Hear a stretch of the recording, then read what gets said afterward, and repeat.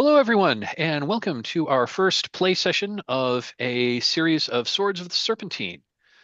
We are playing through the Open Hearth gaming community. My name is Mike, my pronouns are he, him, and I will be the game master.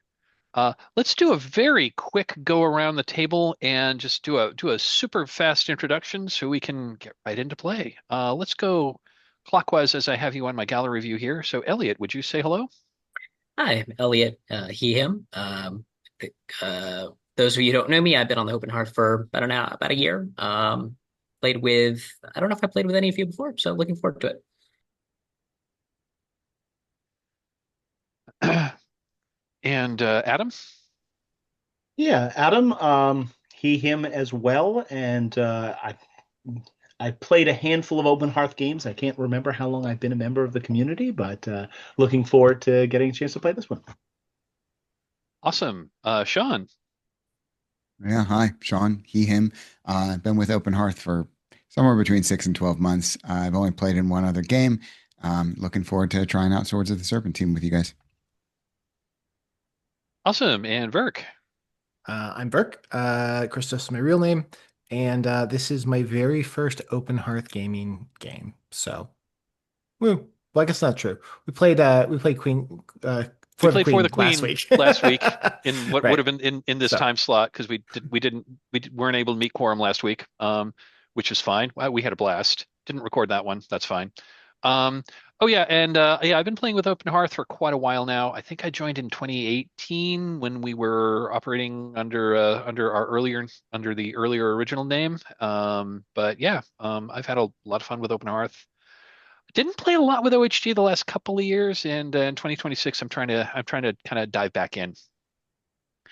Okay, cool. So we are playing Swords of the Serpentine. I'm gonna go over cats because again, it's been 5 weeks since our session zero. Sean wasn't with us for our session zero, so we'll just make sure we're all here to play the same game. So, um, CAT stands for concept, aims, tone, and subject matter. So, the concept of Swords of the Serpentine.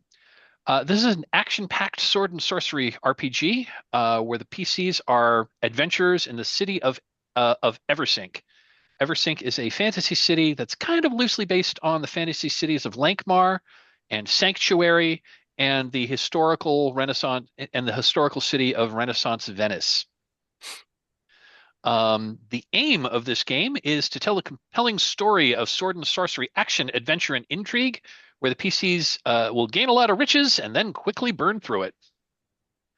The tone of this game is swashbuckling action adventure with weird magic and feats of daring do. There may be some dramatic or horror elements, but we'll mostly keep things fast and breezy. Subject matter slash content warnings. So this varies by the particular adventure, but the one we are running is going to may include murder, corpses, gore, undeath, body horror, monsters, demons, fantasy religion, and dark magic. That's cats. A little bit about gameplay. This game uses the gumshoe system. It's kind of a little bit of a drift of the gumshoe system. Um, but it still uses investigative and general abilities. There's a little bit of the clue gathering mystery components of any sword and sorcery game, but this game definitely focuses on the action rather than the investigation. Even if you read like a Fafhrd and the Grey Mouser story, there's a little bit of a mystery there. They're going to talk to the wizard. What's the wizard really up to? Where is the treasure that we're looking for? So, there's a little bit of investigation there, and we will be using the investigation a little bit to try to find clues to point us in the right direction, but mostly we'll be using the investigative abilities to do other cool stuff. Um, so again, with the investigation system of Gumshoe, there's never a roll to find the clue. If you've got the appropriate skill, you're going to find the clue that's in the scene. And um, you know, if you spend your investigative pool points, you may get more information, or you can hang on to those and use your investigative pool points to do cool stuff in combat or to do interesting stuff out of combat. We'll talk about that in a little bit.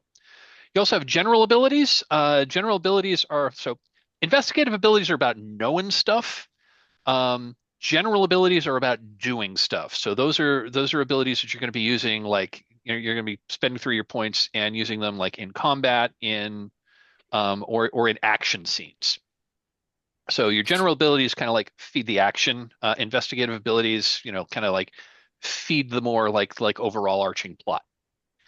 And this game uses D6s. You're pretty much you roll 1d6 and then you spend the number of general ability points that you want to spend. And I'll generally tell you what the target number is, so you've got a better idea of how many points to spend. We'll talk about that in a little bit. That's gameplay in a nutshell. Unlike a lot of games that I play, the GM does actually roll dice because there's opposed rolls are a thing. That is the cats and gameplay discussion. Any questions? Okay. So brief talk about safety at the game table. Each of us is each of us we're a bunch of strangers or near strangers who are getting together to play a game over the internet, and the purpose of our little endeavor here is to have fun.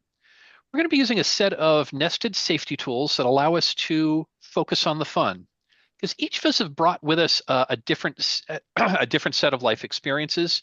What might be perfectly fine for you to a subject that might be perfectly fine for you to play with in a game setting, I might not want to play with that. That might be something that's a little more serious for me, and I don't want to engage that in a game setting. So with our safety tools, we're going to be able to kind of stick some flags in the landmines so that we know not to step on them. And also we'll have other tools that if we start going in a not so great direction, we're going to have tools that we can correct the situation and bring things away from the danger and back toward the fun. The three tools we'll be using during gameplay are the first one is called Open Door. The open door policy means we are all free to come and go from this game as we please. Anyone can leave the game for any reason. You need to step out, take a bio break. If your landline rings and you need to take a call, if your dog jumped on the table and knocked over a vase and you need to clean it up, hey, that's real life. That takes precedence over a game.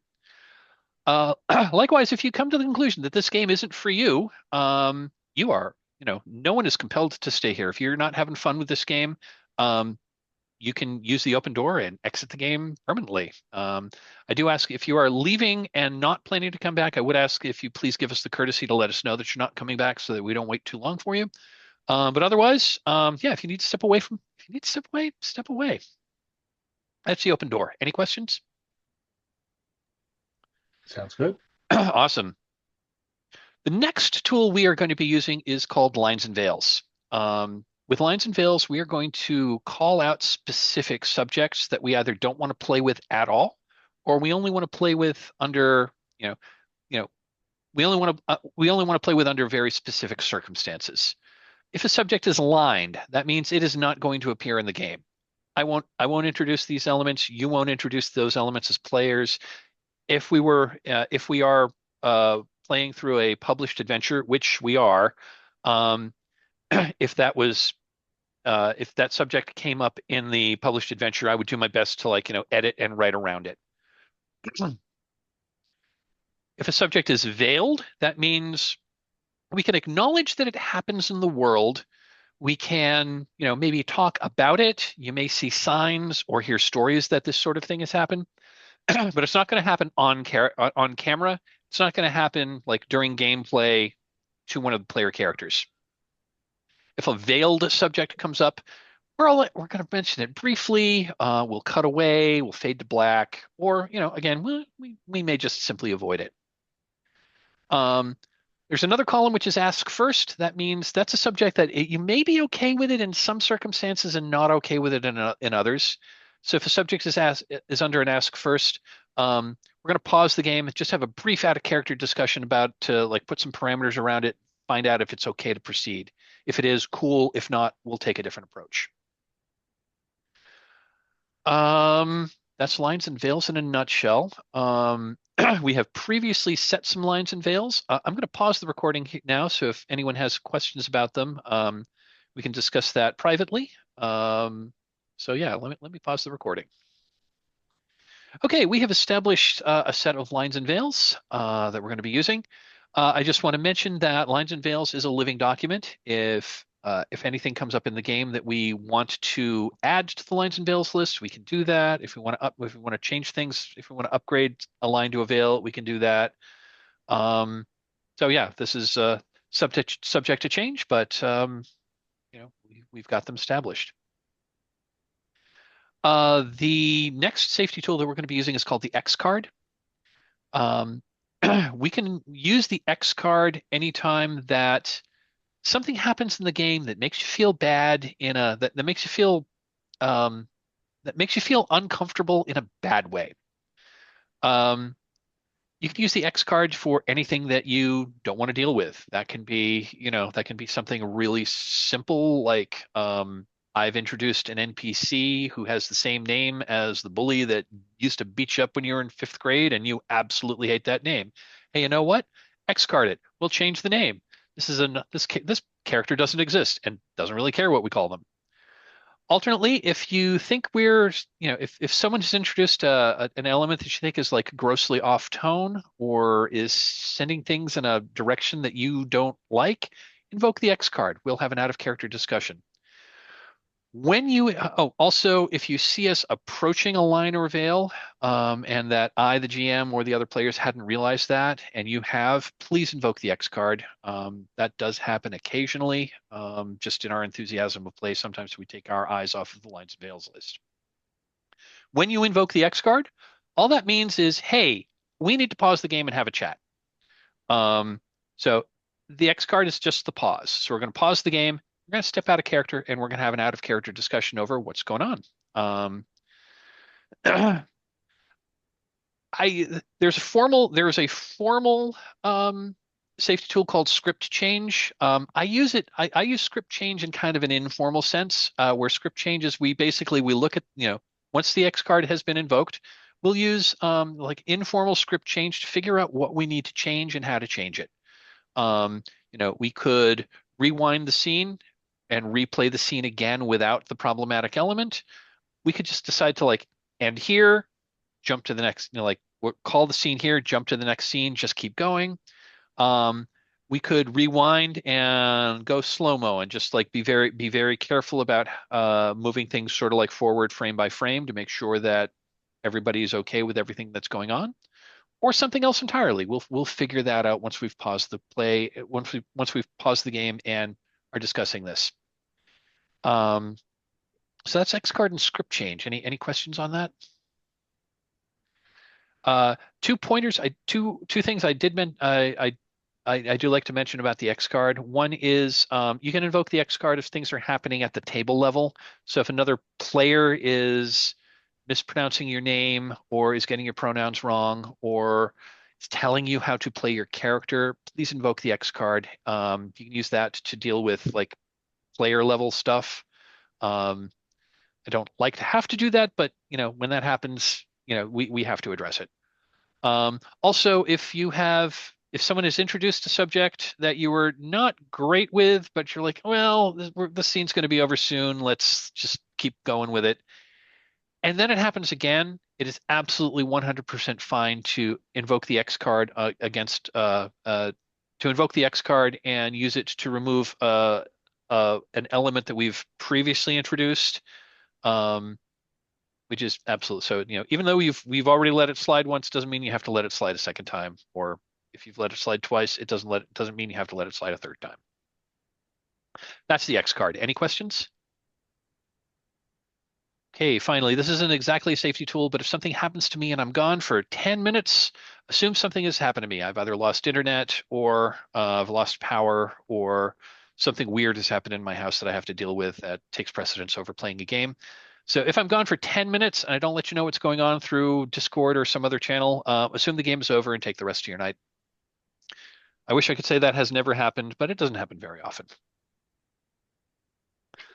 That concludes our pre-game talk. Any questions before we move on? All good. Awesome. Okay then. Well, now we've in our previous session we had a session 0 where we created our characters. Let's go ahead and reintroduce our characters because it's been a few weeks since our last play, and they're not they're not fresh in my mind, so and I'm sure they're not fresh in yours. So let's go ahead and talk about our characters. Let's go let's go left to right in character keeper over order. Okay. Vyrrk, would you tell us about Cab Reinhardt? Yes, Cab Reinhardt is a kind of a very normal looking dude. He is a priest of Denari, or at least that's what he tells everyone. But he is looking for the deeper things, the scarier things of the world to find other sources of power. It's kind of his vibe. For all intents and purposes, looking to him, talking to him, he seems like the greatest, nicest, most chill dude in the world. But in reality, like he has deep-seated interest in other things. I know that Cab is a sorcerer. Yes, sorry. Yes. That's okay. I have two questions about Cab's sorcery. One Mhm. is, what is the source of Cab's sorceress power? Because all sorcery comes from somewhere. Uh, a I think you called him a small god. Absolutely not a demon. That's ridiculous. Don't He would never do that. It's a small god. He takes his power from a small god that he found out in his research.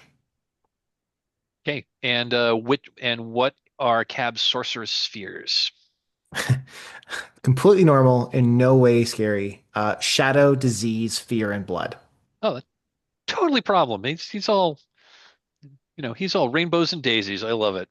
Yeah. So that is Cab Reinhardt. Thank you. Um, Adam, would you please tell us about your character? Il Capitano Pangration Marmagna. He is vainglorious, audacious, and dangerous, a former condottiere, a leader of mercenaries, and a minor noble. He is lustily seeking the best things in life. His pride is overweening, and his goal is to look damn good in every situation as he catches the enemy by surprise. Dangerous in a fight as well as able to sway a crowd. He is a man who is easy in the manner of command. I love it. Um, awesome. Eliot, would you tell us about Lorenzo? Yeah, Lorenzo is a sleazy, grungy thief type character. I haven't found a portrait yet, but I was imagining Rizzo the Rat when I was creating him. He is um, has split loyalties between the Thieves Guild and the Church of Gennari, and he is mainly in it to find fancy jewels and drink. Love it. Fantastic. And Sean, would you tell us about Gaspard? Yeah, Gaspard Tremont, he is just bored. He's bored by the things in life. Nothing can ever really excite him, aside from the drawing of steel or blood. He is mannerly. I imagine him to be somewhere between a French model and a swashbuckler. So quite handsome. Cares probably too much about his outward appearance, but is mostly just really, really bored. Will pick fights just to entertain himself, which has not gone unnoticed by the City Watch. Love it. Um, Sean, I meant to bring this up offline before game started, but I'm just remembering it now, so I'm looking at your character sheet. You don't have a lot of gear down. Yeah. So the way gear works in this game is this is not your equipment list. This is your gear. Because generally, if you need to have something normal, you just declare you have it. If you want to have something unusual that's not on your sheet, um, there's a way to you kind of have quantum equipment. You can make a preparedness check to see oh yeah, I do have a skeleton key. Or oh yeah, oh yeah, I do have my I do have a forged letter from the queen of a neighboring kingdom or something like that. The gear on your sheet, that's like your iconic gear for your Mm. character that you would all like if you were painted on like in your character's painting on the cover of the paperback, how would they be depicted? So it doesn't necessarily have to be physical gear. Things you can also have like like um, some intangible things that are just part of your character you can put down there, like like a like a particular tune you're always whistling, or um, you know, you know, a sharp, a sharp arresting gaze or that sort of thing. Um, Gear pretty much comes into play because, well, one, if it's down there, it gives you the fictional positioning to use it, and two, if you don't, generally, if you don't have your signature gear, that can, that can basically lower your morale a little bit. So I'm not asking you to put it down now, but think about that, and and think about like look to what the other characters have put down, and come up with something like that that gives gives a like tells something about your character. Mhm. That's the other reason. That's the other reason there. So again, this isn't like the equipment list in D&D. It's also not like in, say, Dungeon World, like adventuring gear 5 uses. This is your iconic gear Mhm. that says that makes a statement about your character, and that you're pretty much never without. I will just say, for whatever reason, maybe there's some trick. I don't work in Excel very regularly. Whenever I hit enter to add a new line, it like wipes out the text. It does. Uh, you want to do control enter. There it is. That Thank that you. that does a new line. Okay, thank you. I asked the exact same question when we did this. Yeah. It gets funky. Um,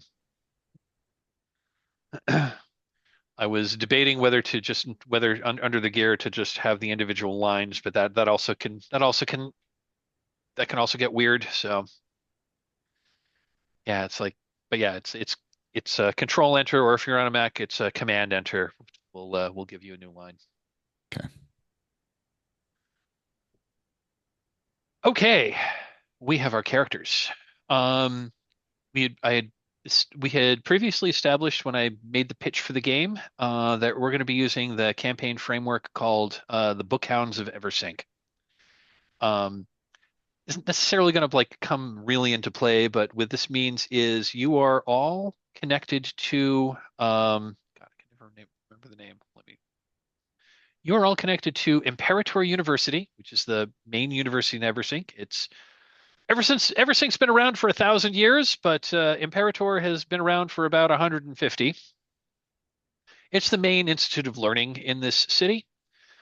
Um, and you have been tasked by the administration of the university to find rare and esoteric and possibly magical books. Um, to retrieve them through trade or persuasion or other means. Because there are a lot of magical and dangerous books out there. Many of which should not fall into the wrong hands. And so that's how. So we're going to establish you have all been adventuring together for a while. You know each other. You're comfortable. You're comfortable at least adventuring with each other. So we're not going to have we meet in the bar, and the bartender's going to going to ask you to like kill the rat infestation in his basement. No. So we are going to be playing. So this first adventure we're going to be playing is called Corpse Astray. This is the introductory adventure that is printed in the Swords of the Serpentine core rulebook. And it's a really good adventure, and it's also a bit of a teaching adventure in that it kind of like introduces you to all of the core aspects of playing this game. And I think it works really well as an introductory adventure. So this is like the 5th time I've run it, although it's been several years since I've run it. So forgive me if I seem a bit rusty. So we are going to be opening. Um, so we're going to be opening in media res. You are going to be on the deck of a ship returning to Eversink from an unsuccessful attempt to acquire a rare and powerful magical book that was in a kingdom that was a 3 days sail from Eversink. Um, and I am so you know, so you were sent out. You attempted to retrieve this book for whatever reason.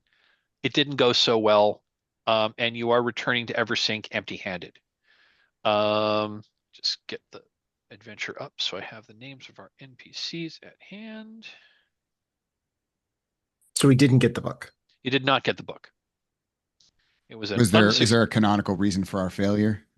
I was Book that going to. was yours. You were responsible. I I was going to go around the table, and Oh, I'm going to go around the table and like fill this in because this would have sort of like been in the been in the opening crawl, or perhaps established a little bit before our opening scene. But um, Lorenzo, what was the nature of the book that you had been sent to to a neighboring and much smaller city-state to retrieve? Um, so a rare first edition of the history of Eversink. I love it. Um, Adam, who was it that you were attempting to who or where were you attempting to retrieve this book from? It would be the lord of this city, of course. It had made their way into their hands, and we had to confront. Not confront them. We were trying to retrieve it during festivities in his honor. I love it. Um, Sean, what were you what were you offering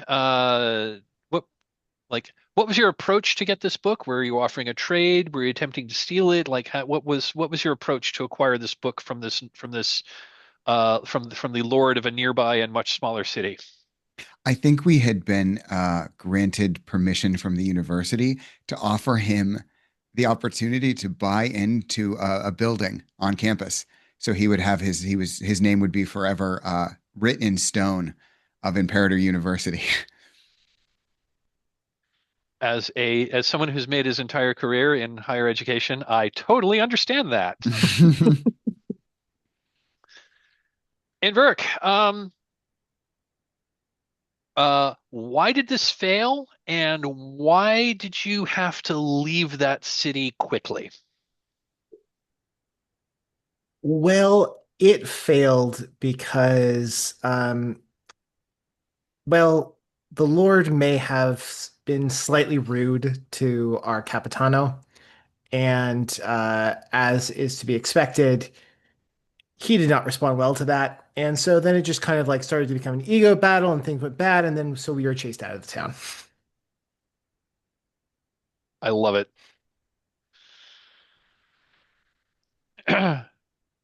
So you're aboard a merchant vessel called the Shining Coin.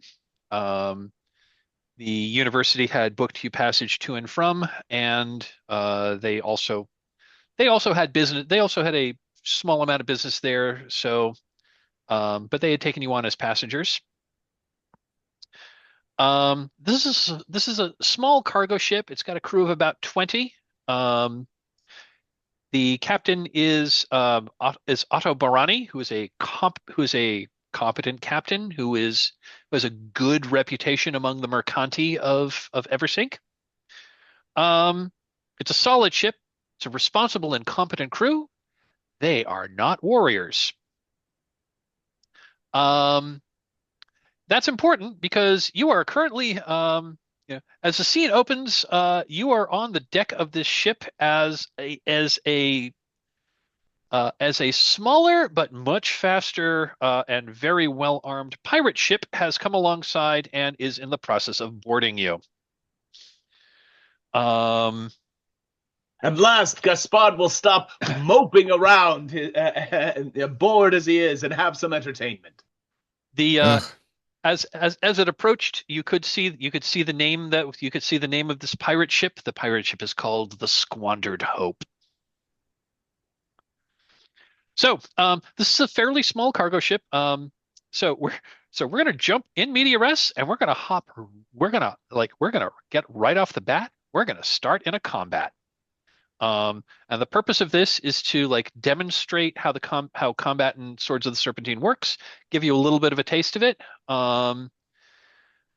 The other thing I will say at the start of this is after this combat is over, I'm going to let everyone like I'm going to let everyone refresh everything, including any investigative point spends, because this is kind of like a teaching encounter. So once this is over, when we get into regular play, we're going to let everyone just do a full refresh. So in this fight, if you want to spend your pool points, feel free to spend your pool points freely because they are all going to come back. So, so the ship has come alongside. You know, the ship has come alongside. It fired a couple of warning shots from a catapult that was on its that was it's got a couple of catapults on deck that it can fire. Fired a couple of warning shots. I think one of the shots like tore through some of the Shining Coin's sails. Not enough to disable it, but enough to slow it down. And Adam, you have a question. Oh, I want to essentially step to the edge of the deck, placing my boot and shouting lustily at the pirates, and I say, "All who are ready to die, come aboard!" I'm trying to use sway, play to the crowd, so I want to defeat their morale. Awesome. Okay, cool. Awesome. We'll get to that. So basically, so you've answered the question that I haven't answered yet. So I'm going to ask as the fight starts, where are each of you?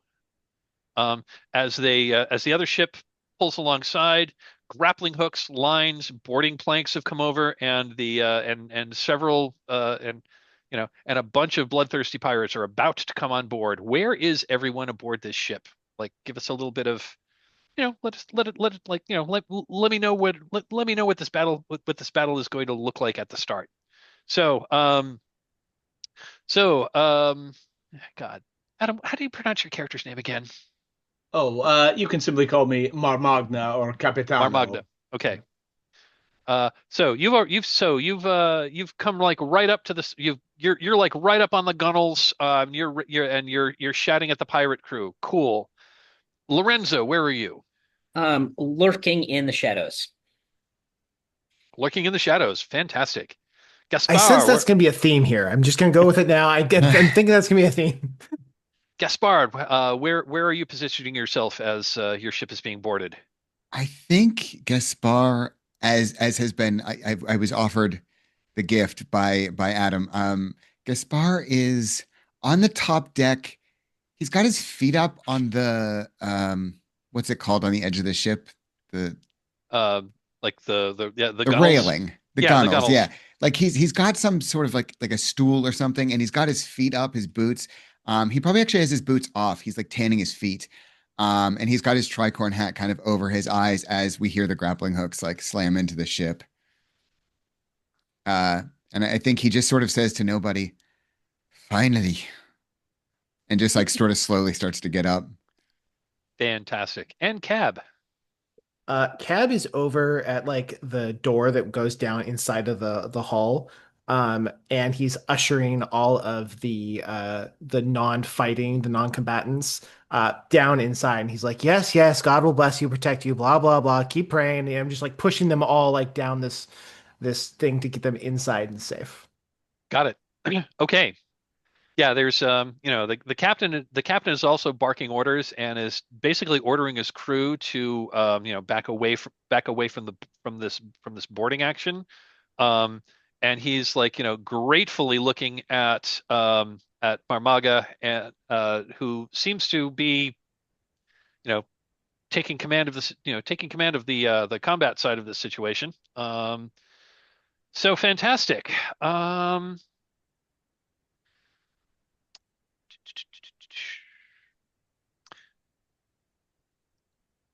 me take a look here.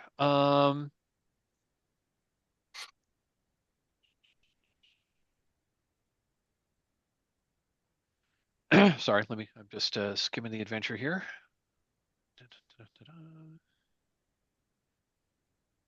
How does initiative work in this game? Thanks. Yeah, I was going to get to that. So initiative works. This uses popcorn initiative. So basically, basically the GM will basically decide whether based on the situation, we'll basically decide like which character goes first. Um, in this situation where you see him coming, I'm going to toss that to you and let you decide as players which character gets to go first. You're clearly on the defensive here. You know they're coming. You know where they're coming from, so y'all can go first. That player. So you decide as a group who goes first. They'll go. When their turn is over, you can then then you say who the next person goes. But we popcorn it back and forth, and you can say the bad guys. If you don't say the bad guys by the end of the by the time, and then we just do that until like all of the player characters and all of the different like groups of bad guys have gone. Then the round ends, and then whoever had gone last in the previous round goes first in the new one. So, for example, I take that back. Whoever, like, the last person to go gets to call who is the first person to go in the next round. So that's so a little bit of strategy there. If you all go first to try to take out all the bad guys, but you don't succeed, you know, the GM, I'm not really I pride myself on not being a killer GM, but well then the bad guys, group one of the bad guys go at the end of the round, group two of the bad guys go at the end of the round, new round. Group two is going to go again, and then group one is going to go again, and now we call someone, and now then I would call the next. So just keep that in mind for that's how initiative works in this game. And even though we're like calling it that way, in effect, everything's kind of happening at once. But that's how we can call things out one at a time. The other thing I can point out is, you saw the ship coming, you saw the lines of the ship, you saw the name of the ship as it was coming in. If anyone wants to like know additional, if anyone has like, any investigative abilities that might give you some information here, let me know if you've got something that might come into play, and I might give you some, and I will very likely give you some information. I have the investigative ability command. I'm wondering if I can tell anything about who is in command of these pirates, or whether they are well ordered, or like whether there is some disagreement. Like, for example, does it look like there is one person in charge and they're all listening to him? Does it look like there are, shall we say, some dissent in the ranks that we can exploit? Yeah, absolutely. I'll give you that. Yeah, there is what does he look like? The pirates, I mean, they're pirates. They're not super disciplined, but they're definitely taking orders. They're taking orders from, what does he look like? Um, yeah. They're taking orders from this like very large guy. This guy's got to be like 6'6". Shaved head. Let's see. He's wearing like battered chainmail. But he's like he's got like this guy is ripped. Um, you know, he's got a shaved head and like a bandana. He's clearly somebody in charge, and he is barking orders he is barking orders which border on being threatening. And again, you can hear that because you're on the open seas. He's hanging back, and he's sending he's sending like he's sending a bunch of crewmen. Mooks. Yeah, he's sending a bunch of mooks, I mean pirates, over the gunnels first. All right, so knowing Gaspard's competitive nature, I'm going to give him a sly wink and gesture at this mountain of a man and say, "Oh, Gaspard," I say, "surely none, that fellow over there is more than enough to overtop even your skills." Please, Fantastic. you're trying this again? Ugh. Let's just get Um, this over with. Does anyone have felonious intent? I do. Okay. Well then, I'm just gonna give you some more information. Yeah, the Squandered Hope. Squandered Hope. You've heard of this ship. It's a pretty notorious pirate ship. It's under the command of um, it's under the command of a woman named Prescia Cointongue. So clearly, this guy is not the actual captain. Um, Prescia Cointongue, the captain of the Squandered Hope, has a price on her head. You can bring her back alive. It's a wealth five. Um, it's a wealth value five reward Okay. for bringing her back dead or alive. Um, the other thing that you know of Prescia Coin, yeah, that's to give you. Sorry, Yeah, I just to can give. clarify, Mike, Yes, are you saying pressure coin tongue? Prescia, Precia, Prescia. But coin tongue. Coin Tongue is her name. Yes, Okay, Hung. got it. because Got it. she is infamous for always putting putting a coin under the tongue of anyone that she has killed. Um, before she drops the coin in the wave, but before she drops the corpse overboard. Um, you're she think yeah. Word on the street is like that's like something that something she does to like this weird god she worships. Which Cab, your skills may be needed to face this uh, temptress of the seas. Big smile. Okay. Cool. I'll also say, does anyone have spot frailty? I do. Okay. I'm just going to give this one to you. You're pretty sure that looking at these pirates, they're definitely, as the pirates are like coming over and boarding the ship, you can tell that they are definitely really kind of scared of their first mate and presumably also their captain, who you don't see yet. Um, so you think that if you take out the captain and the first mate of this pirate ship, the rest of the pirates are probably going to just up and surrender. Okay. I'm going to give that to you as a bit of information for spot frailty. Okay. And yeah, and again, before we go anything, if anyone has a skill they want to like try to, if they have a skill they would like to use to try to get more information of the scene as this pirate ship approaches, let me know. Let me know what skill you think you might want to try to get more information out of, and I'll What see about if we've got something for you. vigilance? Would vigilance reveal either where the captain might be located, if since she doesn't seem to be on the deck, or any hidden like so for example, they're loading a cannon that we don't see and they're ready to give us a broadside, or they've got some other like um, I guess tactic waiting in the wings. Sure.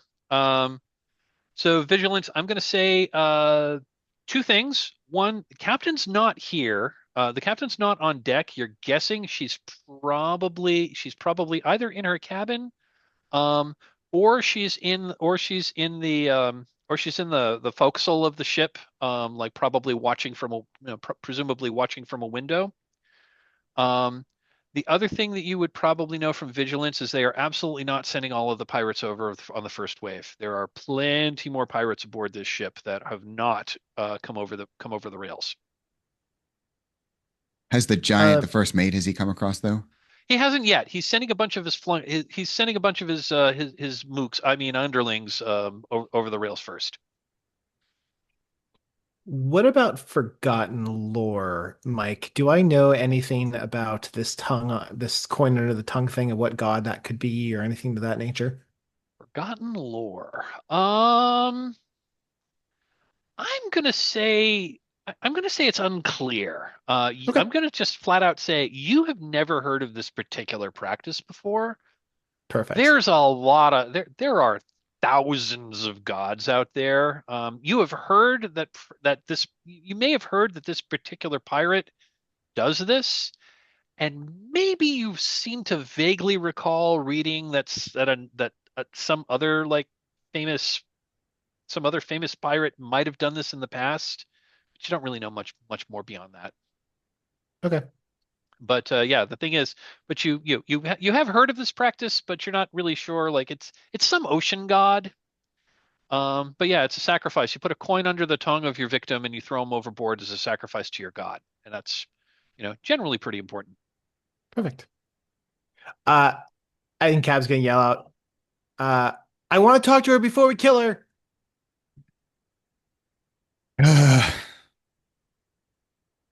Bowling.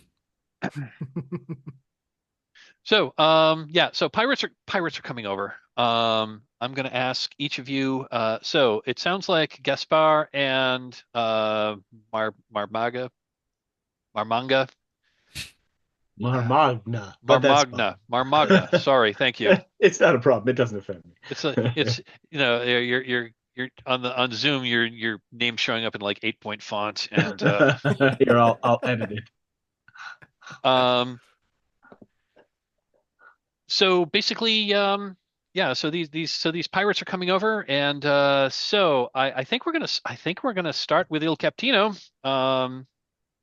Is it because you seem to take the initiative? So it sounded like it sounds like you are attempting to convince a bunch of these pirates that it's probably not a good idea for them to embark Yeah, upon this to endeavor. demoralize them, to steal their heart before they engage in battle. I love it. Okay, so this is um so yeah, like give us a little bit of the scene. Like as these pirates are coming over, like what does it look like?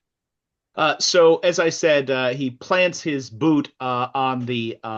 So Marmagna is dressed in this breastplate over puffed and slashed sleeves, with a Tudor hat, with a feather on it. His rapier is still in its sheath at its side, and he puts his polished leather boot on the edge of the gun wall, leaning over as he bellows at the pirates, inviting any who wish to die to come over and meet his blade. He is, through his nonchalance and his larger than life, presence, he's trying to communicate that this is an unhealthy action on there. That perhaps they could make better life choices. I love it. Okay, so basically, I'm going to say there's like a group of four. Basically, there's this group of four pirates that are coming for that are coming. They're coming in your direction, and they're the ones that are in. They seem to be the ones in earshot. Let me. Where's the pirate stats? And so I have a sway of 8, so I do have this play to the crowd ability. That means I can Absolutely. affect more than Okay, one. yeah. So on a good roll, you can affect more than one. Give me just a moment for me to put these down. So And I forget what dice roller we're going to be using. we're going to be using one called Witch Dice. If you go to the Safety and Resources tab, like under the Yes, like under the romance and recording options, there's a link to the dice see it. roller. Yep. Oh, there you go.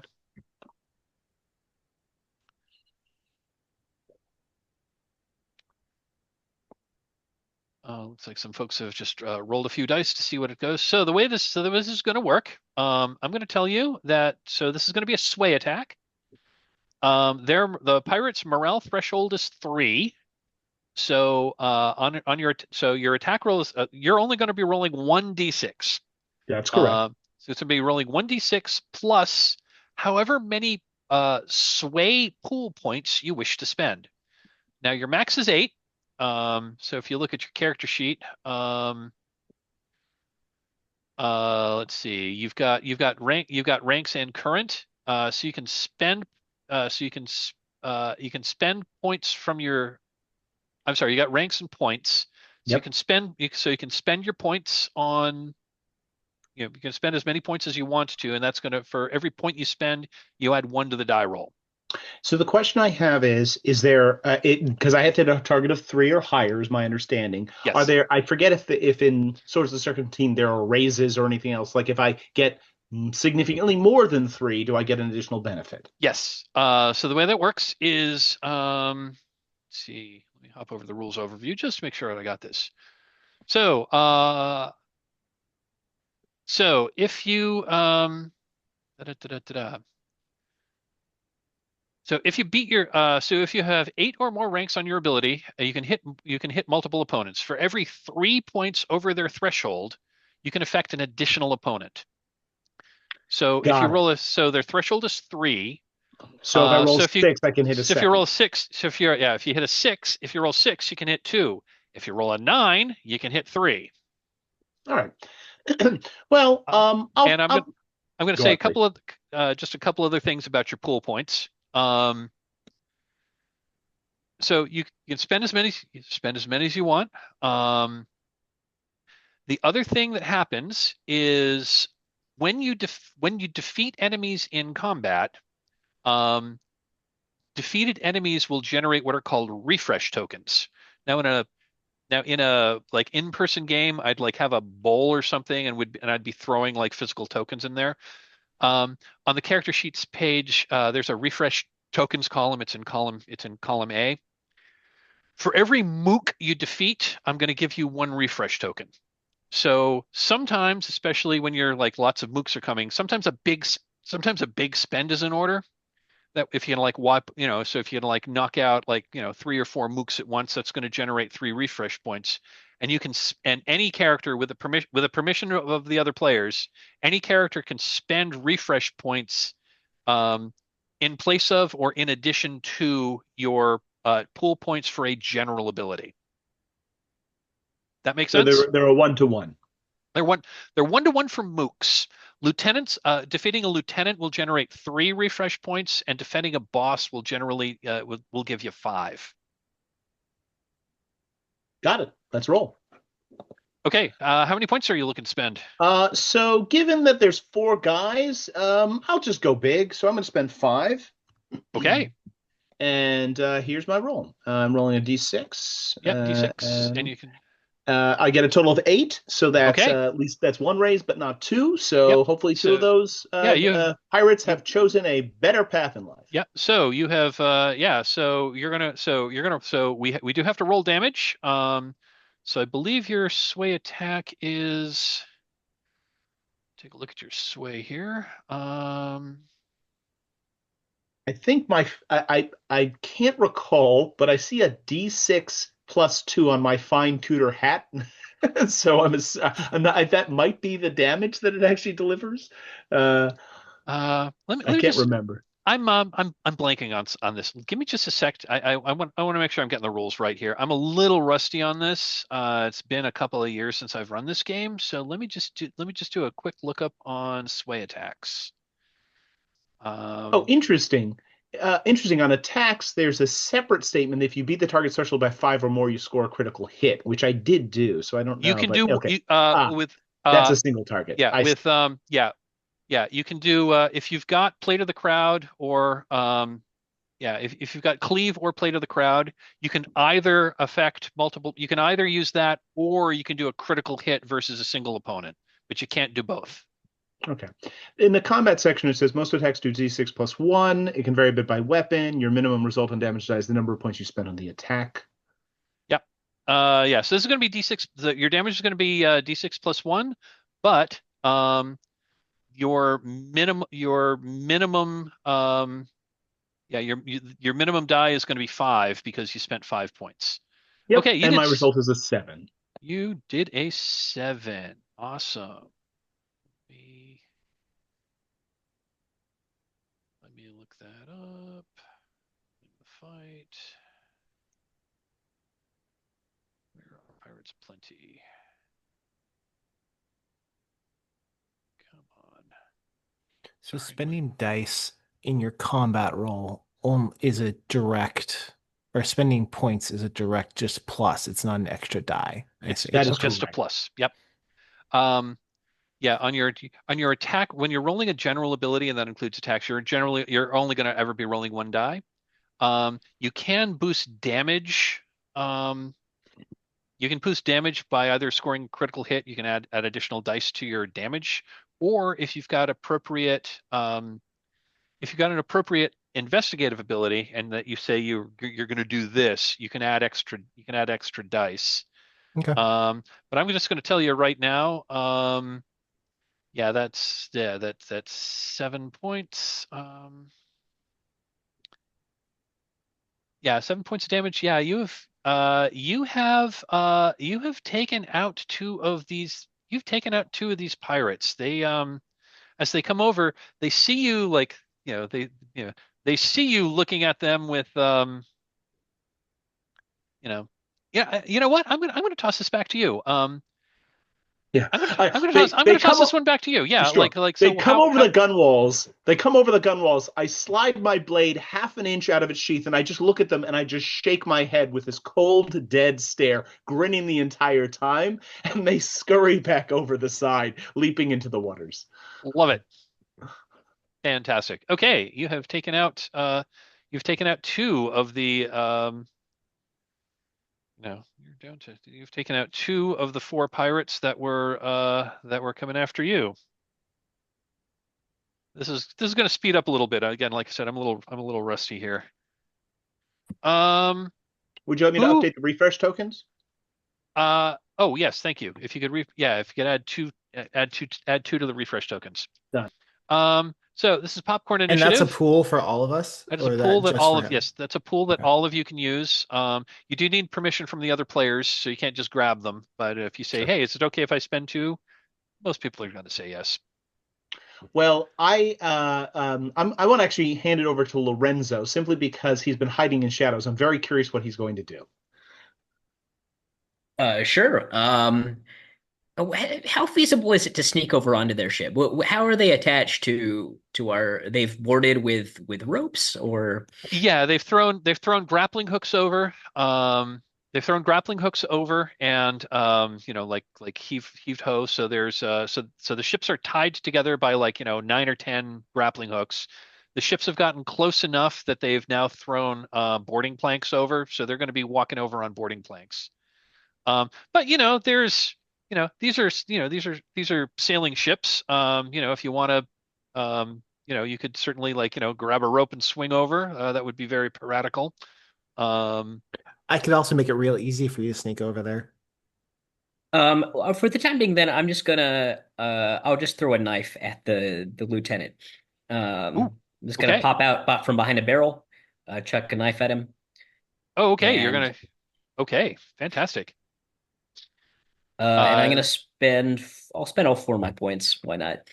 okay. Um, So let me put a new line here. Where is he? Sorry, my should have set this up ahead of time, but I didn't think to. Where is the lieutenant? Here he is. Let me just jot down his stats here so on this sheet.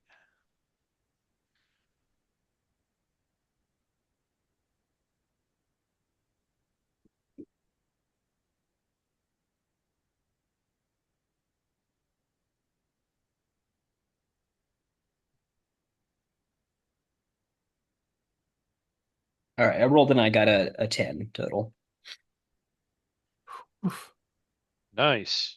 Got a 10. Okay, that's um uh, Also, so you guys know in which dice you can change where it says name and put your character name in there, so that way when you roll, it'll show the actual name of your character, if that helps. I just realized that. Yeah, I was Abyss. Now I'm Lorenzo. Abyss is appropriately scary for someone in the dark, though. Just saying.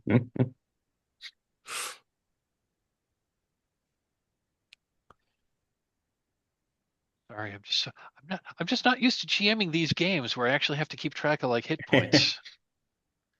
Okay. For the Okay. first scene, it probably matters less. Yes, exactly.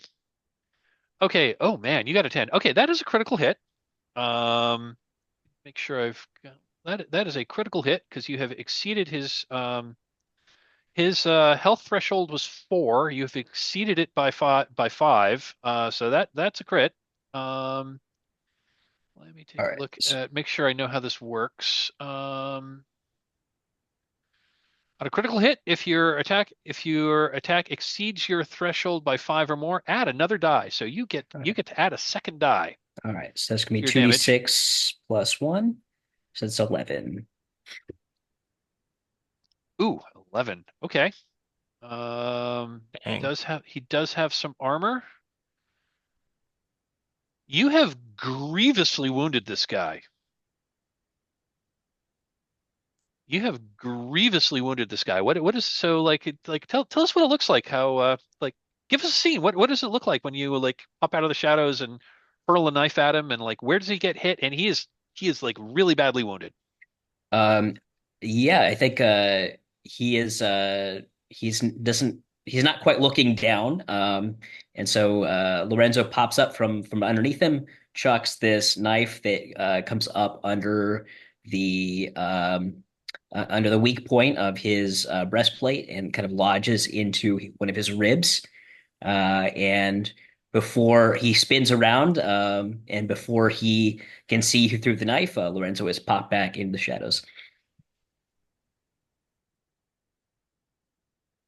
Awesome. Awesome. Where did you hit him? In the underneath, the weak point of his armor, beneath the like underneath the I'd say between the ribs. Okay, so okay, so he's got he's got a knife like sticking out of his ribs. Yes. Yeah. And he looks at the ship and he raises his fist and goes like, whoever threw that, I'm going to rip your head off. He shouts. That was awesome, Lorenzo. Who's going next? I'll toss it over to Gaspard. Okay. Would we know, Mike, when you say grievous, does it mean like he's dying or he's like still He's not dying, but like one more hit like that, and he's another hit like that, and he's going down. okay? Actually, another hit that's significantly less powerful than that, and he's going down. Okay. I don't know that I can get to him easily because he's like on the other ship and everything. I think Gaspar is just gonna kind of like mosey without his boots over to the two mooks that I assume are in front of Marmagna. I was going to say, well, if you were on the other side, I was going to say there were more than four coming over. There were four that were going toward Marmagna, and I was going to say there's some more that if you were like sitting near there, I think there's probably going to be like a different group of. I think there's going to probably be like a different group of. I'm going to say yeah. I think there's eight coming over on the first one, so there's a second group of four that would be between you and them. So Okay. Then yeah. I imagine I'm seated, right? And I'm just like, moseying to maybe I'm just putting on my boots lazily and I'm still in the chair. And as they come across and I assume like land right next to me, I just sort of flourish, take off my hat and like slap them in the faces as I do. And I want to like draw my blade. I guess I'm gonna try to cleave since I okay. have eight. So do I have to spend all eight? That's how that works, right? No, you can spend as many as you want. You have eight. This is the difference between ranks and points. You have ranks. That is not going to change. At the moment, you also have pool points that you can spend. So even if you spend down your pool points to zero, you still have eight ranks, which still means you're really good. So you've got the yeah. So your additional abilities you get for your number of ranks never goes away. But your pool points, you can spend those down, and then once you're out, you can't spend them anymore until you get a general ability refresh. Okay. So I think I'll spend four for the cleave. So Okay, then is that a D6 plus four? so that's going to be a D6 plus four. Okay. Oh, I see. Oh, 10. 10. Oh, fantastic. Dang. Okay, so so their health thresholds, I think three. Hold on, You said three. let me double check that. They're on a different page than in in the book than these guys are on. Their health. That's the captain. Where are the mooks? Yep. Yeah, their health threshold is 3. So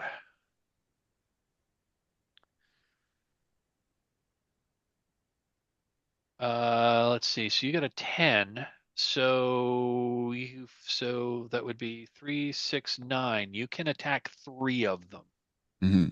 Yeah. So I think as I stand up, I take my hat off and like to try to blind them as they're coming across. I sort of shoot my sword with its sort of engraved elaborate hilt up and like under the chin of the first one. I imagine knocking him, hopefully, I guess if the damage is enough. And then I want to drop the hat, deck the one on my left, and on the right, I'm just going to try to boot him Indiana Jones style off the ship. Love it. Okay. Uh, So roll some damage. what is my So your damage is so which weapon were you? well, the sword technically in melee, so it's Yep, you're using. Okay, yeah. So this is going to be a D6. So it's going to be D6 plus 2. The other thing is that regardless of what you rolled, since you spent 4 points, your minimum damage on the die is going to be 4. So go ahead and roll. Go ahead and roll a D6. It's going to be D6 plus 2, but we can adjust that up if you rolled that's and you rolled a 8. 6. Nice. Wow. Tell me how you took out 3 of these guys. Yeah, just like what I said, I knocked the first guy right under the chin. I imagine he just crumples like unconscious. The second one, as he turns to see his friend falling, I think you just see the hat sort of, the hat doesn't even hit the ground before this is all over, by the way. So the second one, I just deck him in the face. He probably like falls against the gunwale, maybe falls over the ship. And the third one just looks over. My sword is still, by the way, not fully out of its scabbard. I'm just sort of like holding it. And I imagine there's a pause, and I just like, he's so bawling. And I just kick him frustratedly in the chest off the ship. Love it. Yeah, Um, you've taken out 3 pirates. Nice. So we're and gonna add. Yes, I yell at Cab. Uh, if you send us a clue below deck, who am I supposed to save? and I'm putting 3 refresh tokens into the pool. So the And then refresh pool's up. I would popcorn to the remaining mook that's facing me, I think, just because I want to see it. Um, yeah. I think He is terrified and runs away. yeah. So if you're talking to the mooks, so yeah, if we're going to the mooks, basically all the mooks are going to go. Basically all the mooks are going to go together. So, yeah, I think he's like looking at you, and I think, yeah, I think he's looking at you, and I think he's going to attack. Um, he is attacking you with a filthy saber. Gross. My nice new boots. Yep. He's going to spend all of his points on this one attack. So let's see what happens. Hey, this is a game where the GM rolls dice. That doesn't happen to me very often.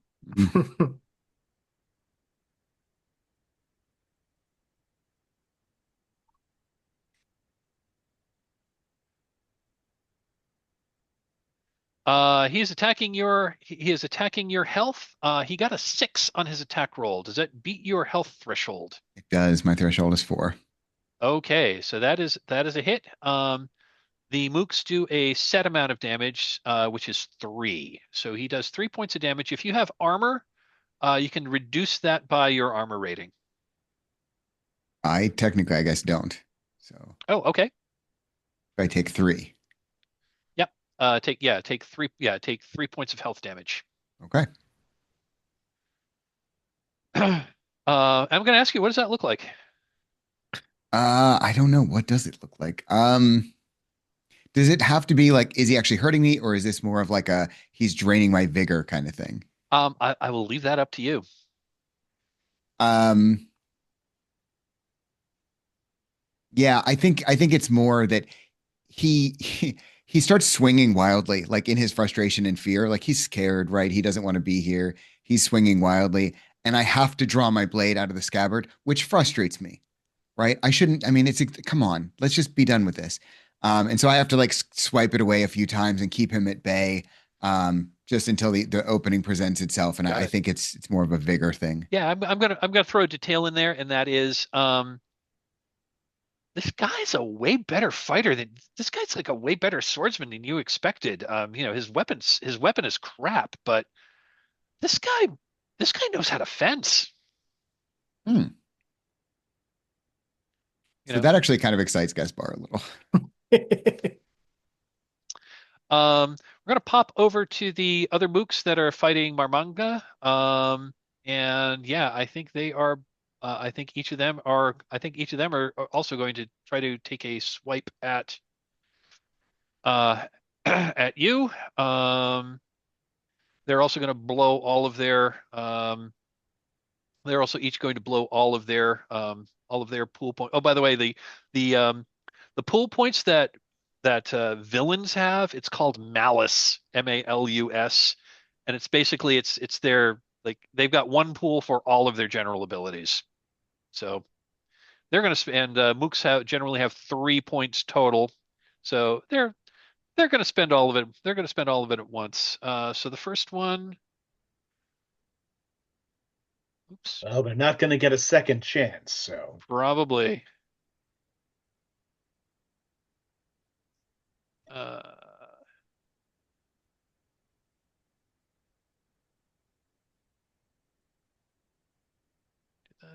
did that do anything?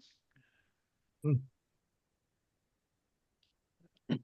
seem to do anything. Okay, let me hit that again. Okay. Ooh, boy. Yeah, the first one hit. What? And I assume your threshold is 4. That is correct for my health. And the second one also hit. Wait, where did it? Switch. You rolled a 9. Yeah, I rolled. Yeah, I rolled a 9. That was the first one. And do the second one. Okay, and the second one was a 6. Okay. Yeah, they both hit. Each of those attacks do 3 points of damage, and you can reduce each of those hits by your armor rating. Did the 9 do critical? Because it Oh, exceeds my threshold by 5? oh, it did exceed your threshold by 5. Yeah, that would be a critical hit. In which case that hit would have done, and that case, how does that work for crits? It boosts add another die is what it says. Yeah, I know. How does it?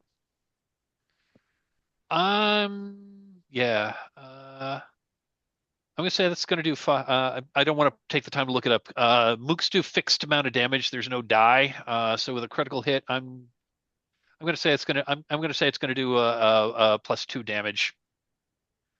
So one hit did 5, one hit did 3. All right. My armor is 2, so the first hit does 3, and the next one does, you said 2, so nothing. Yep. Well, I'm sorry. It was 5 and 3, so the second one 5 would and have 3. done 1. So okay, great. All right. So So and yeah, like give us that scene. What does it look like when these two pirates like gang up on you and like seem to get through your defenses a little? absolutely. So after their two comrades have turned tail and leapt overboard, the braver set pull themselves up and launch themselves. They don't give me a chance to open my mouth again and launch themselves at me. I barely have time to clear my rapier out of its sheath as they essentially. Force me back from the rail and are coming at me from two sides. And there's a brief exchange, but they take advantage of their numbers and manage to land one a heavy blow, which or rather, I should say, the first one is barely a scratch before I turn it aside, but the other one a heavy blow because I'm distracted. Okay. Cool. Fantastic. So, I think since that was the second group of mooks, I think I'm going to pop it over to first mate Kosos, who's got a knife sticking out of his chest. And he kind of roars in fury. He climbs a couple of steps up to the forecastle, jumps, grabs a rope and swings over. I am going to make him do an athletics check to end up. I'm going to make him do an athletics check to see if he ends up like right next to like to see if he ends up right next to Lorenzo. I think I'm going to have him spend 3 malice for that. 5. Yep. So he swings over, and he like lands on his feet right in front of you, Lorenzo. Said, he looks down at you and says, like, ah, little rat, thought you could pick me off like a thought you could pick me off like a thing you pick off. Now that you can see him, Kosos has a very square head, pretty much no neck, and his biceps are the size of most people's thighs. They are decorated with just they're his biceps are decorated with impressively obscene tattoos. And he is going to attack you. He's got this like cartoonishly big warhammer, and he's like swinging it at you with both hands. I think he's going to spend 3 more malice, which leaves him with 3 remaining. And oh boy, got a 9. What is your health threshold? 3. Okay, so that's a critical hit. I'm gonna spend a point of servility to grovel. Um, and this is going to be the damage. 6 points of damage. You can reduce that by your armor rating. 6 points of health damage. 1, so that makes me a 3.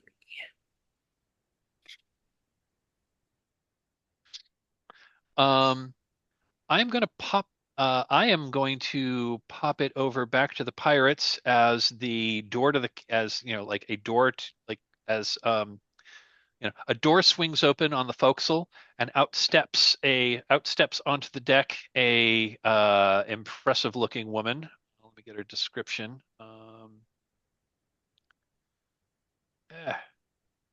Sorry, my PDF is not cooperating. There we are.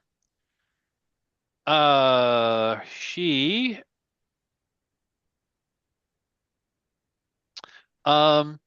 so she steps out. Let's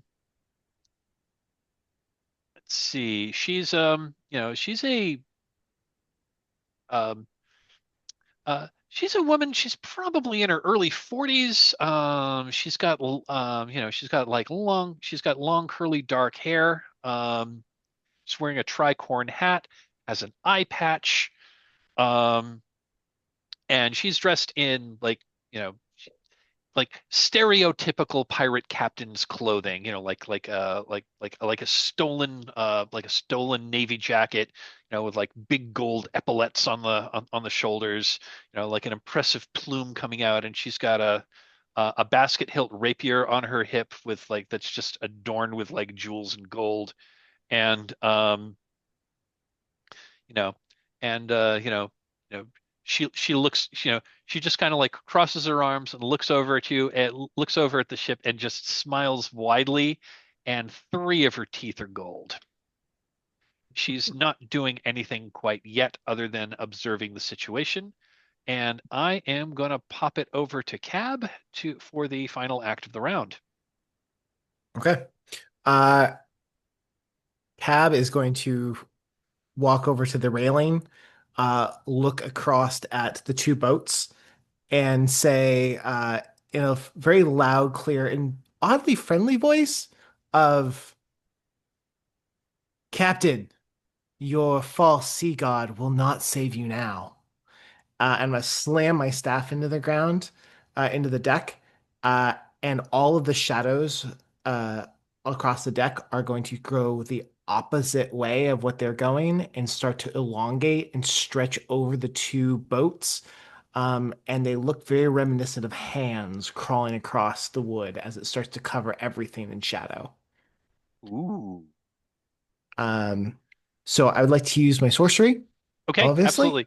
So my question is this like a general effect that you're trying to do? Are you trying to do are you trying to attack the mooks? Are you trying to attack are you trying to attack the captain? I'm really trying to do two things. One, I'm trying to attack the captain. Two, I want everything to be darker so that people like Lorenzo will be able to move around better, and the hopefully the pirates are going to have a harder time in the dark. Okay, so Can I, if I so can't do main both those things, that's fine. Like one, I want like fictional positioning, and two, I want to like attack captain. If it can be only one or the other, I'm just going to do fictional positioning and just make everything dark. okay. Um okay, cool. So this is a big this is a oh so I'm actually going to toss it to you. There's a couple of ways you can play this. I do If not want to take the corruption inside of me. I want to let it all out because we're on a boat and I'm not real worried about it. They're not going to catch me because we're not going to be in this spot for very long. um well okay, so cool. I do want to say a couple of things about externalizing corruption. It generally Mhm. starts you know it like goes from where you are to where where your effect is, and generally like so like there's a radius there. So Mhm. if you're standing on a ship, you're going to infest the ship with some corruption, and that's going to have some detrimental effects to the ship. Just to let you know, um, when you externalize corruption, Mhm. it causes like weird supernatural magical effects. Um, that mostly affects like common people. Like it's gonna make the sailors not want to go into that part of the ship like ever. And when they do, they're going to be terribly Okay. ineffective. I didn't understand that actually. So if I can, I'd like to retcon a little bit and say that I Yep, jump over to their boat and then I do absolutely. this. Oh, okay, absolutely. You absolutely can do that. How are you getting over there? Uh, I think I am going to I'm gonna run up by the rope that had been the lieutenant had jumped over with, and Yep, why it was still hanging there, because this all happened at the same time. I'm gonna run and grab it and like swing across and land over on that side. awesome. Um, I am going to ask. Okay, I'm going to ask you to make an athletics check to get over there without incident. Awesome. And this will, Okay. this is, and then you can cast the spell. Okay. I'm going to make it. I'm going to tell you that I think with all the combat that's going around, I think the difficulty of that is going to be 4. Cool. That's fine. Now, Totally fine. now, you do have at least a point of athletics, which is awesome. So that means you can do this. Big fan. So you don't have So to I'm spend this. any points, but you can spend points, and you can spend if the other players agree, you can spend some of those refresh tokens as athletics points if you want. So the target you're looking for is a 4. Okay. Well, I think Um, I'm gonna I think roll I my. think, and what do you think? And this is a story game technique that I'm going to pull in. What do you think? What do you think might happen if this doesn't go so well? I did not sign up to play trophy, Mike. Uh, I think if I screw this up, I'll probably hit the rail. No. If I screw this up, I'm gonna fall into the mooks. Okay, yeah, that makes sense. If this messes up, you're going to land in the midst of the second wave of pirates that's coming over, and you're not going to get a chance to cast your spell because you're going to be fighting. Yeah, that's fair. Okay, love it. Okay, this is fine. So how many? So I assume you're going to spend your 1 point of. I assume you're going to spend your 1 point of athletics. Do you Yep. want to spend any of those refresh tokens? And if so, are the other players okay with that? Um, are you guys okay with me using one to try to do this to make it across? Yeah. Okay. Looks good. How many points? How many refresh are you pulling in? I'm just gonna pull in one. Okay, Uh, so that'll give me +2 on my on a D. roll, Yep, my yep. D6, and if I mess that up, then I was meant to fail. Okay. I got a 5. Awesome. You're exactly where you swing across. You land on the deck. Behind the second wave of pirates that are about to go over to the Shining Coin. It's mostly clear. Yeah. Then there's nothing. There is nothing stopping you from casting a spell here. Okay. So spell casting. Let me take a look at our.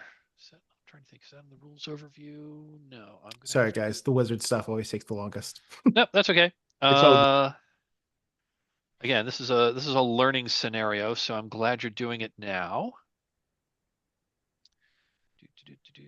Where is the magic rules?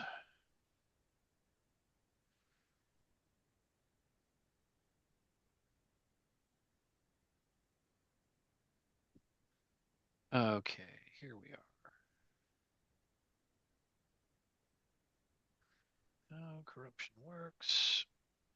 So basically, you can decide however many points of corruption that you want to spend here.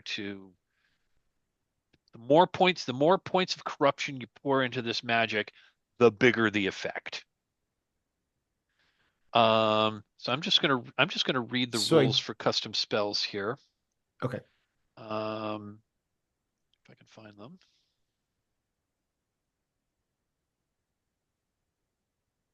So do I put the corruption into the damage, or do I use this, like, where do I use my sorcery points then? Right. So if you're making an attack, sorcery is basically it's a combat skill. Got it. So if you're using magic to attack somebody, Got it. you don't necessarily even have to pour corruption into it. You can just like make a magical attack, and you can say and that'll do it. But if you want to, you can juice a sorceress attack by spending corruption on that. Or if you want to do a big magical effect, you have to spend corruption on that to cause that effect to happen. And I'm looking for the table. Sorcery. Unique spells. Here we are. So it sounds like you want to create a sounds like you're basically trying to create a big shadowy effect to dim the light and I'm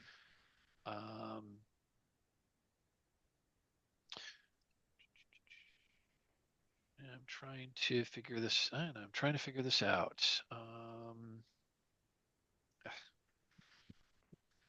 And my PDF document is just being slow as molasses right now. I don't know why. So let me use classic technology and pull out the actual book. Unfortunately, that means I need to put my reading glasses on because I'm old.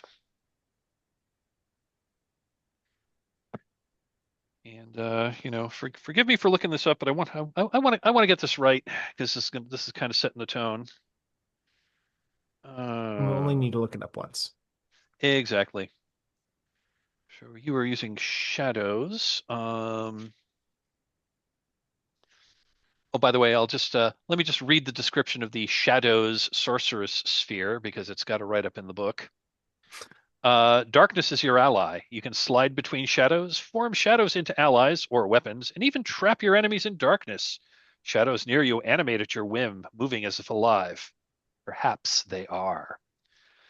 Spending corruption might allow you to walk through shadows from one place to another, to attack someone from afar by animating their shadow, or to rip away an enemy's shadow as you hurt them tremendously. By default, the shadow sphere would affect health. You've elected that your magic affects morale, which is fine. And again, you can spend corruption to make your magic affect the other thing. Sorcery and corruption. Okay, I'm just going to read this aloud, just so that we're all on the same here. GM advice: setting the cost of corruption. Always look at a unique spell effect, not its description, to see how powerful it is. This isn't as intimidating as it sounds. You're using gut feel and common sense when considering corruption costs. To judge a spell's cost, look at its effect, including the damage it inflicts, with more damage or more targets requiring a greater cost. Okay, here's the table. So that's damage.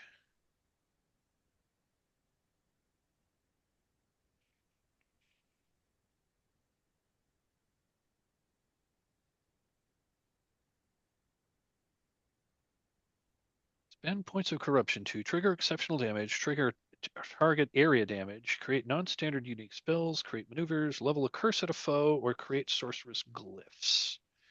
Unique spells. Describe spell effect within the realm of your sorceress spheres along with suggested cost. Affecting the environment. Unique spells that target objects or the environment or that are unopposed are resolved without a roll. Their power is only determined by your corruption spend. So here's the example from the book. You want to use your earth sphere to literally rip away the side of a stone tower, revealing all of the rooms inside and making sure that the rival thieves guild knows not to cross you in the future. You'd like it to do damage to You'd also like it to do damage to people inside. Checking the exceptional damage chart above, you'd see that you could do you could do 3 points to everyone in close range of a target if you spend 3 corruption points. That does not include the special effect of ripping a tower in two, and 4 points is more than you want to spend. You and the GM agree that a 2-point corruption spend makes sense for just ripping open the tower without causing any damage to those inside. So, so the point, so it sounds like the effect that you wanted to create was like a pair of shadowy hands going across the deck as if there was, like giant hands that were above that are cast like phantom shadows that are casting everything and turning everything into darkness. Yes. And my goal is to have the captain question her faith as she just sees me basically blot out the sun around her. Okay. Which I'm guessing So would be morale damage. I don't know. yeah, this would be morale. This would be this would be morale damage. Okay. So Is that I a 3-point think of corruption? I don't think it's good. So the other thing is, so my other question is, do you want this? It sounds like you want to attack the captain. Do you want to attack all of the pirates who are like in this shadow? Or you Yes. just yes. Yes, I Okay. do. Um so this is going to be point blank range. We're in kind of medium range of target. Yeah, that is going to be a 3-point corruption spend. Deal. That'll affect the morale of all of the pirates aboard the ship, including the captain. Perfect. Yeah, I'm gonna do that. So then do I also Okay. make a sorcery roll? Um, yeah, that is going to be so it's going to be a single this is going to be a single sorcery roll. I'm going to apply this I'm going to apply whatever you roll to basically everybody here. So it's going to be the mooks. The lieutenants are on your ship, so it's going to be basically 2 groups. I'm going to apply it to the captain, and I'm also going to apply it to the mooks. So the captain's got a higher threshold. Okay. Her I'm gonna threshold, her threshold, her morale threshold is 4. The mooks is 3. Perfect. I am going to pump 5 of my sorcery points into this. And because I want to make sure the effect definitely hits, and I'm hoping for something good. Awesome. So, and then because I burned 3 corruption points, does that mean that the 3 is the lowest I can get on this D6? Correct. Or actually, or would it be 5 from the sorcery Oh, points that I'm putting I'm into it? sorry. That'd be from the sorcery spend. So Got it. Okay. Even better. Good. That's great. I'm glad that's how that works. okay. So that's Okay. 10. Actually, so this is the so you rolled a so your sorcery attack so the minimum that minimum amount is to damage that your spell does. Oh, I Um see.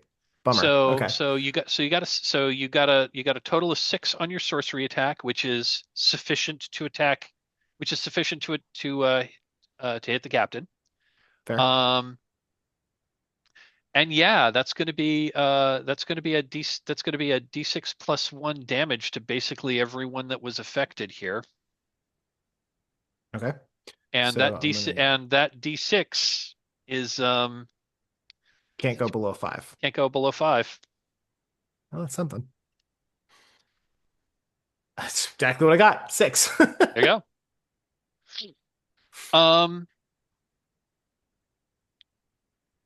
So you have oh, and also what does your what does the you've also like infused the Squandered Hope with sorcerous corruption. Mhm. What form? I'm going to ask you, like, what eeriness, like, and you did 3 points of corruption. That's a lot of corruption. Mhm. What what form does your corruption take when you infuse things with dark foul As I magics? slam my staff into the wood of the boat, the darkness spreads out for me. The hands get into the air, and you can see the darkness kind of like run through the grain of the wood across the deck.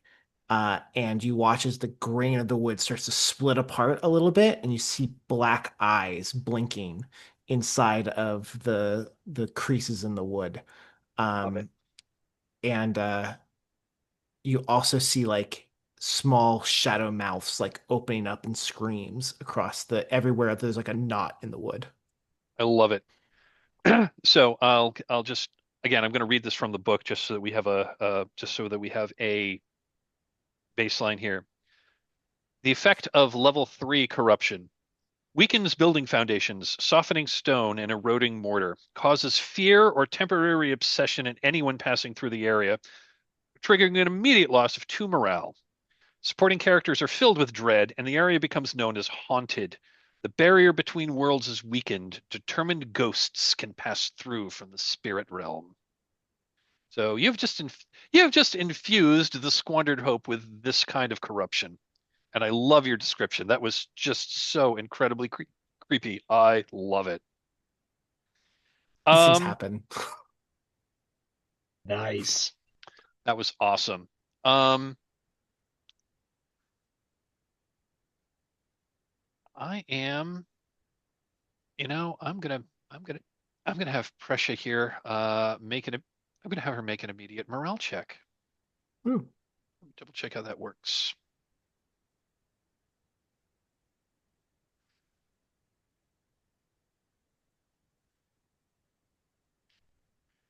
Yeah, she took some, yeah.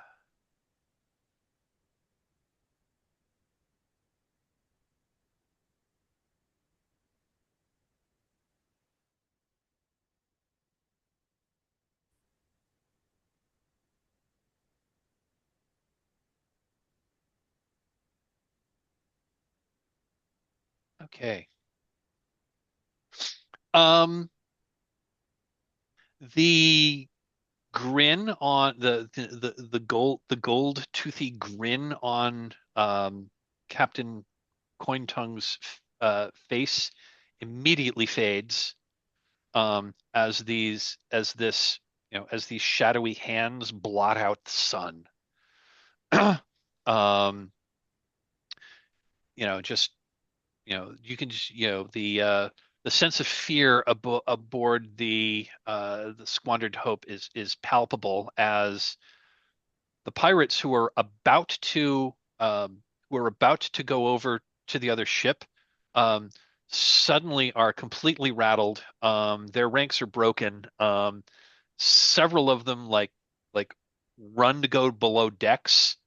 But as they do, you hear screams from below deck as many of them run back up onto the deck. Like, you don't want to go down there. You don't want to go down there. Like the walls are looking at me. Um, you know, Pressure she draws her sword and takes a step but looks down, and then there's just a look of fear on her. There's just a look of fear on her. Um, and she shouts some orders and is like, and pirates on her ship like completely ignore her because they are utterly. They're even more scared of this magical effect and you, this sorcerer who just caused this to come down, than they are of their captain. And with basically, with basically no pirates to command, um, you know, she shouts down, she shouts down to you, "Fine, sorcerer, you have the day. You have this day." You know, you know, and she calls, she calls for the remaining pirates that are on your ship to come back over, and they are not going back over. In fact, several of the pirates have thrown down their have several of the pirates on on this now haunted pirate ship have thrown their weapons to the ground, have put their hands above their heads, and are like still coming over. It's like still coming over, and are surrendering on your ship because they don't want to be on theirs. I think the Nice fight is. job. I think the fight. Yeah, the fight is over. You have prevailed. That was a really cool spell effect, Vyrrk. I loved that. Cool. But that gave everyone a taste of combat, a taste of the general abilities, a taste of how this works, and yeah, that was a really cool spell. So the fight is over. The fight is over. Um,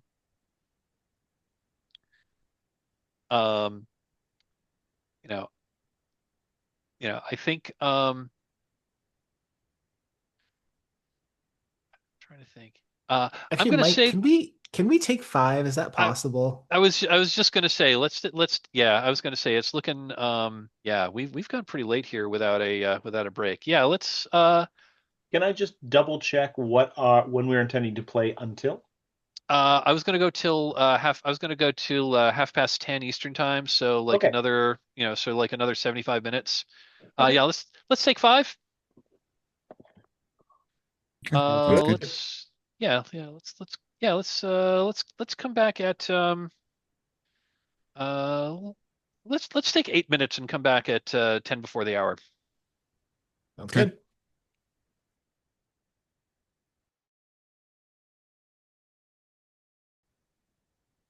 And we're back. So Cab, you have like with that impressive sorcery that has now um, thoroughly haunted the Squandered Hope pirate ship. Um, you have the day. So I think it takes a while. I'm just going to sit and narrate that. So the first mate Kosos. Yeah, I think by the um, I think he didn't get the memo that that they had surrendered, but once that happens, everyone, like the rest of the group, the rest of your crew was able to basically surround him and take him down. So we're not going to actually we're not going to play that out. The combat is over. You have captured a number of pirates who have no desire to go back aboard their ship. There were probably about 20 pirates aboard this ship. It was a little smaller than yours, but they were packed in a little more tightly. The captain and Kosos have both surrendered. You've tied them up and you've put them in a brig. And I guess my next question is, what do you want to do now? Do you want to explore? I mean, it's really seriously haunted now, but do you want to explore the pirate? Do you want to poke around the pirate ship? Do you want to question the pirates? Do you want to do both? You want to just cut this haunted ship free and let it drift away? You want to scuttle it? What are your plans? I think I would like to go up to Capitino, our Capitino, and be like, Captain, I think we should probably see what's on that ship, but I think we should probably make sure we sink it before we leave. I think the captain over there was doing some questionable things, and I think the boat might not be quite up for it. Questionable. She was a witch and a pirate. But yes, let's see what treasure she has aboard. At least some recompense for these. And I point to my bloodied arm for these minor scratches they've given me. Um, so Oh, do you need leeches? I have leeches. keep your leeches. I'll stick with wine.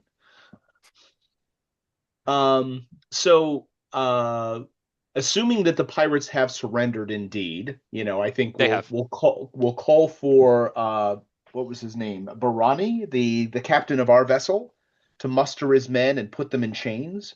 Yep. That is easily enough done. Yeah. And there is a price we've heard on the head of Pressia. Has she surrendered? She has surrendered. You have her. She Excellent. wasn't gonna. She was also really freaked out about um the clear sorceress haunting of her ship. You have cursed her ship. Well, I didn't. I leave that I to think other she did that. I think she did it. So, so is the ship still looking like it has blinking eyes and gasping mouths? Oh yes, yes, Oh it dear. does. Well, Absolutely, absolutely. that Now looks there. decidedly unhealthy to board.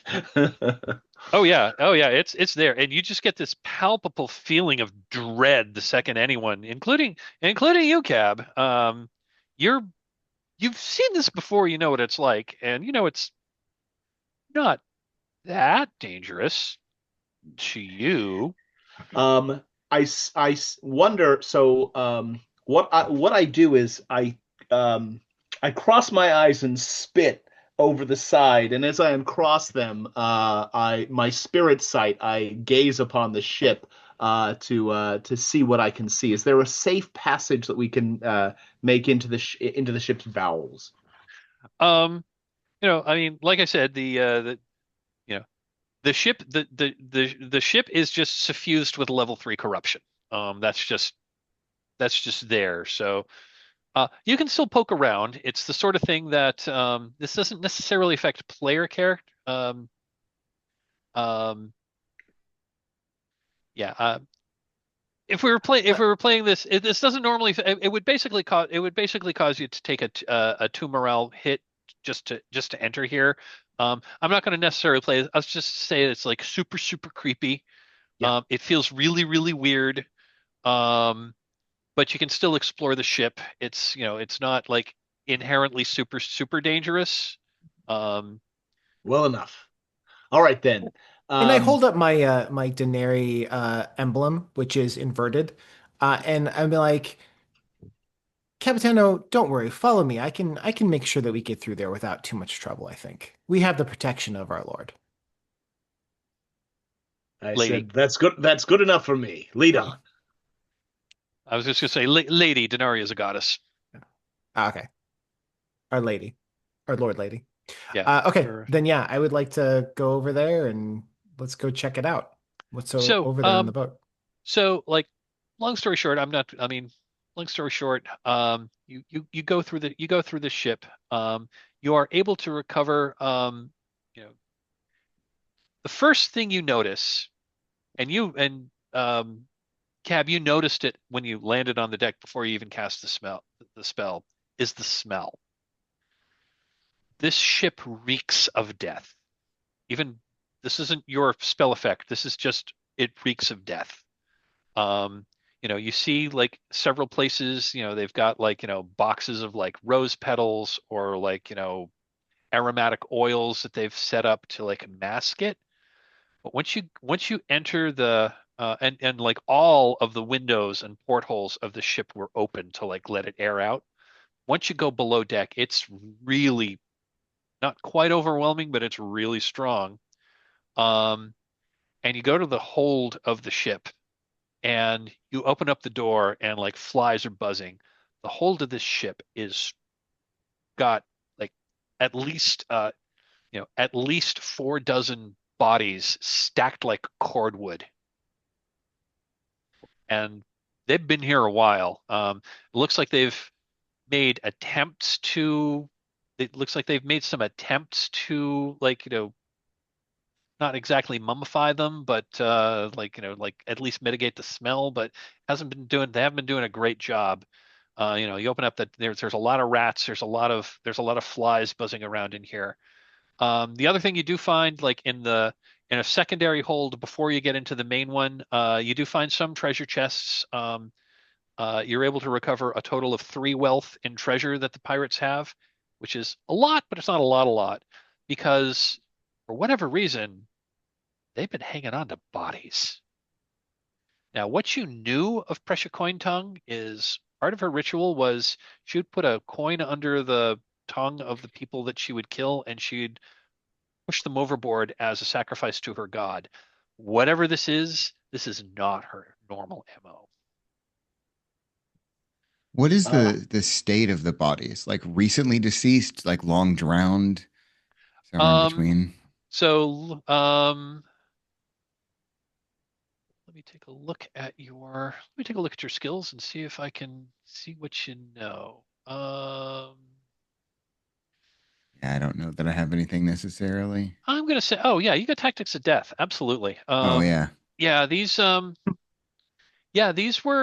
looks like these people look, and they're wearing uniforms of like various navies or merchant seamen. These look like crewmen of other ships that um these look like the crew of other ships that the pirates attacked, and for whatever reason, they just killed the sailors and kept the bodies. It's probably the oldest looks like it's probably maybe 3 weeks old. But yeah, so this may is I a this is much of the crew of at least 3 small merchant vessels.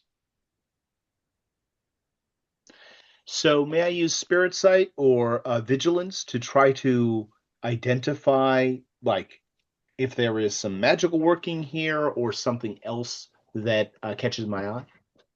Spirit sense.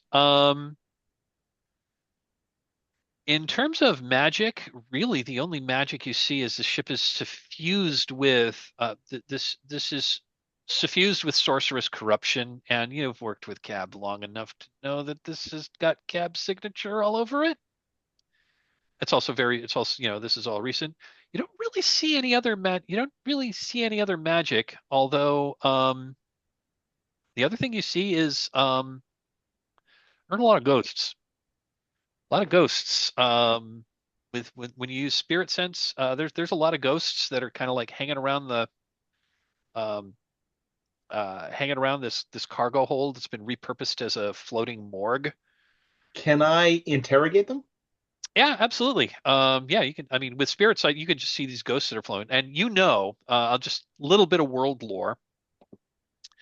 Um, Ghosts generally will stick around, unless someone has made a funerary statue of them. Yeah. The funerary statue is what helps them move on to the next realm. That lets people, like remember them, but because of the remembrance, they can move on. If nobody remembers them, the ghosts just kind of stick around, and so these are yeah, so these are many of the ghosts of the sailors that were killed, were sticking around, and they basically tell, if you ask them what killed them, and they say, yeah, our ship was attacked by pirates, and after after we surrendered, they raised the pirate ship raised the red flag, which meant we give no quarter, which usually means they're going to like kill everybody. We weren't able to get away, and well, I guess they were good as these pirates were good in their word, and that they killed everybody. I don't know what they wanted with our corpses, because they usually would send us to a watery grave, but and like several of the ghosts point to the bodies that you know points to a body that bears some semblance of some resemblance to the ghost that you're talking to. They don't really have any other information other than like, yep, we were sailors on this other ship, and the pirates attacked us, and they killed us, and they hung onto our bodies. I think I say, turning. I'm not sure what my comrades see, if it appears if I'm talking to open air or not. I hope But so. yeah. They've So probably like seen you you do this. Yeah, you see Capitano exchange some words with some shadows and then turn and say, I think we need to have a conversation with Pressia, Coin Tongue. I'm sure she will love to speak to us. And I would like to also check one of the bodies that are stacked up there and just open up their mouth and see if there's any coins in their mouth.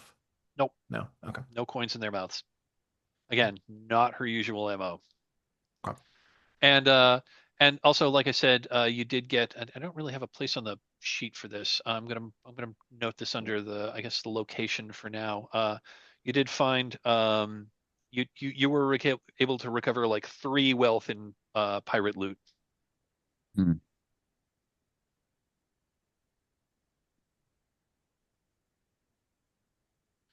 Just gonna note that there. Yeah, and that's basically what you find. Other than that, it seems to be it seems to be a pirate ship. You do a fairly thorough search, and yeah, you don't really find and that's pretty much what you find is that body like dozens of bodies stacked in the hold like cordwood.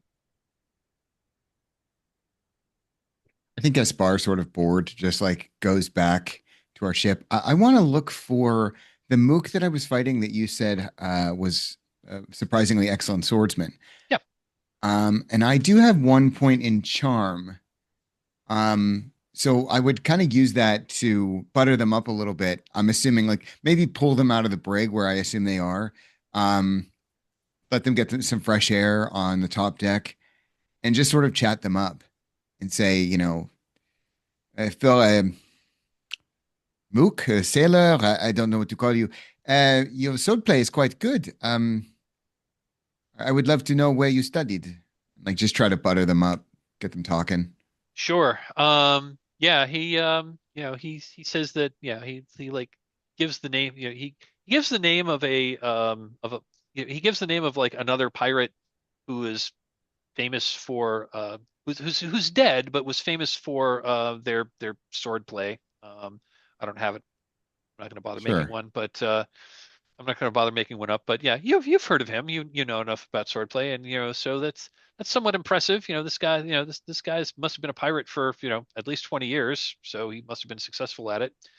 Um, and you in your after you butter him up, what's your I want to know why he's working for Prussia Coin Tongue, and if he knows what the hell they're doing with all the bodies on the ship. What does he know? Well, he says, well, he's been working for Precious Cointongue because she's been one of the most successful pirates around, and she's got an excellent reputation. She treats her crew relatively well for a pirate captain. She's good about normally until recently, she's been very good about being pretty honest with her crew, and that that they get regular shares of their loot and. Um, for a pirate crew, she's a pretty good captain until, until 2 months ago. That's when everything changed. What changed? Well, I mean, well, she met with someone like yeah, ever since the last time we sailed out of Eversink, and I don't know, I heard her talk about she talked with someone named Denastra. Um, and ever since she met with this Denastra person, whenever we go back, it like the captain stopped sacrificing. Well, for one, we usually didn't we usually didn't raise the red flag. We would usually just take the loot.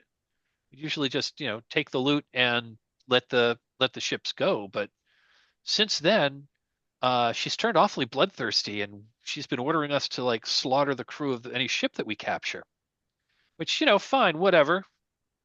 But then she's been keeping the bodies. And then we put into everything after we got enough bodies, we put into Eversink, and we give the bodies to the corpse takers, and then we sail out again. It's like she's more concerned with getting bodies than treasure. So which to be was make clear, which was you which was honestly making me think that once we went back to Eversink, I was probably gonna like leave and maybe try to find work elsewhere.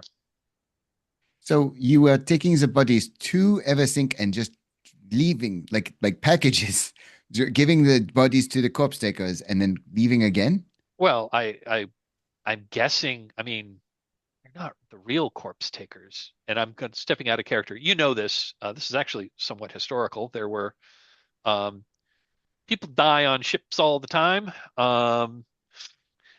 When ships sail out of Eversink, again, because you don't want your ship haunted by ghosts, when you go back to Eversink, there's a group that are kind of attached to the church, kind of their own thing, where they will collect the bodies of anyone who died on a ship at sea and were able to keep the body so they could contact the family, have a funerary statue made of them, and then like have a proper burial so that there wouldn't all be these ghosts wandering around ships.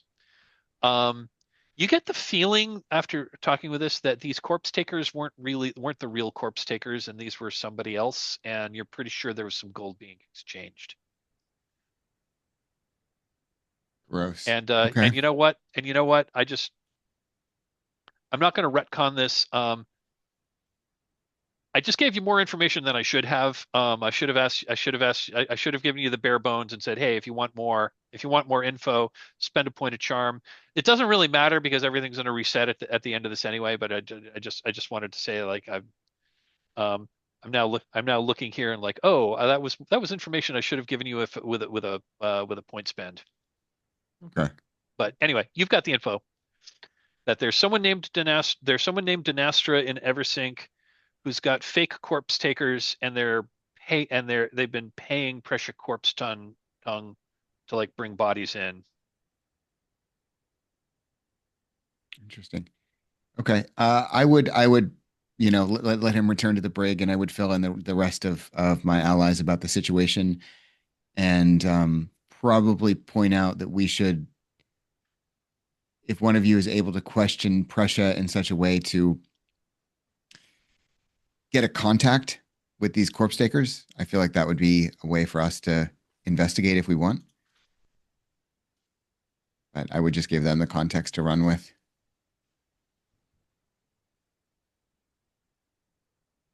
Anyone I'm else sure doing anything the or anyone else doing anything or looking? I'm sorry, go on. I was Is gonna it? say I'm Go sure the Capitano is gonna have a good idea on this. Sorry, go ahead, Lorenzo. I I was was just just gonna. looking at who my allegiances were, and I was like, I don't think I associate with the corpse takers. But go ahead. Yeah, is there any possibility that the name Dynastra rings a bell for any of us? Hmm. Astra. Let's take a look here. Um, Is she nobility or associated with the City Watch or the Guild of Architects and Canal Watchers? Make sure I've got this.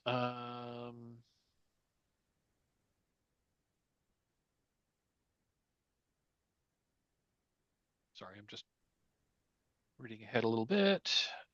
Astra.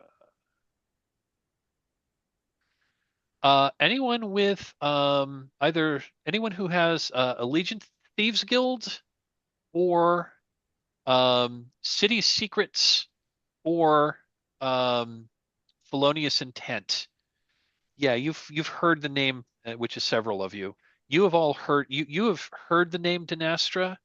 Um, she's kind of what's the phrase that they used?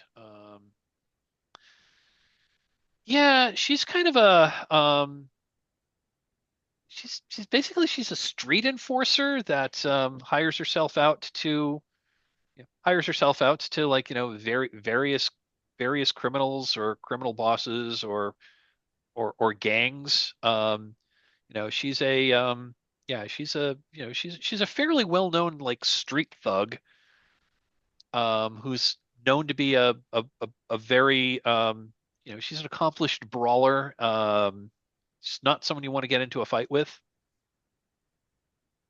What she'd be dealing with corpses is kind of beyond you. That doesn't seem her MO, which makes you think that she's she's like been hired to do this by someone else.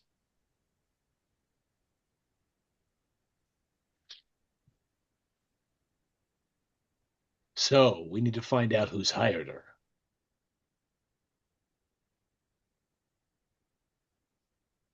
I think we can get Miss Cointon to talk to us, don't you all? I'm confident. I'm bold.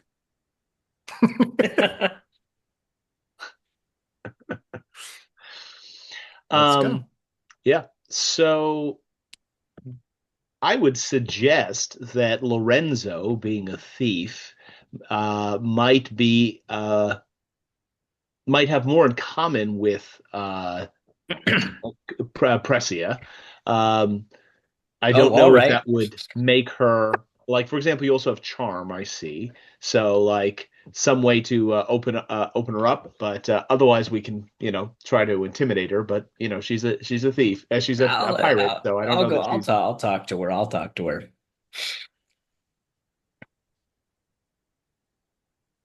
Yeah, maybe we can come to an arrangement of some kind. Okay.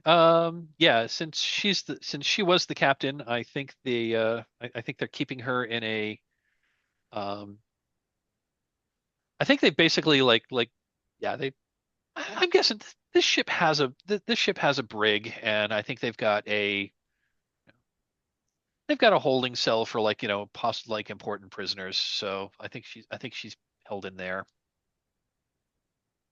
So you head down and you want to talk to Captain Cointongue. Sure. Yeah. Uh, Um. Before you start, Lorenzo, I would like to go in with him, but I want to stand kind of in the back of the area in the shadows. Uh, and I just kind of want to like look extra intimidating. Love it. Yeah. Um. I'll just say to her that you know you have a pretty significant price on your head. But um, if there's something you can offer us that's worth more than that, we can might be able to come to an arrangement.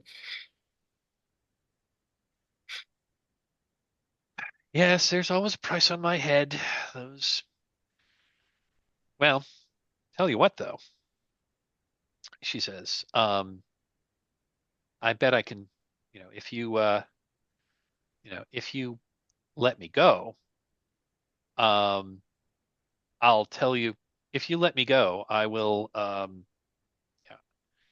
I will give you a treasure map to buried treasure that's worth, and she names a price that, so the price on her head is like a number of coins that is worth Mhm. 5 wealth.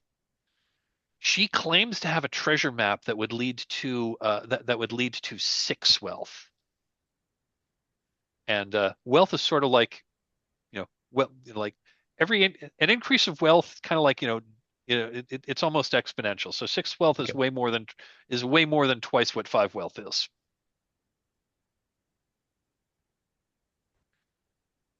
Do you have the And map on you? of course, I have the map on me. I wouldn't leave it. I don't go anywhere without that. That's where my treasure. That's where my treasure is. Uh, can we take a look at it? Um, she steps back. She pulls out a map case, uh, and pulls it out and shows it, shows it to you through the bars, and you can see that it's a treasure map. It's an island not too far from here. At least you think so. I don't know how good you are with maps. So she shows it to you. There's like a big X marks the spot, and then she rolls it up and puts it back in. Can't have you memorizing that now, can I? That's my only bargaining chip. Why don't we That just take the map and just she's worth her money dead or alive, no? 6 wealth is a lot of boots. it is indeed. Well, well, well, of course, this map is only part of the clue. You need the other part in order for it to actually find the treasure. and that's on my ship.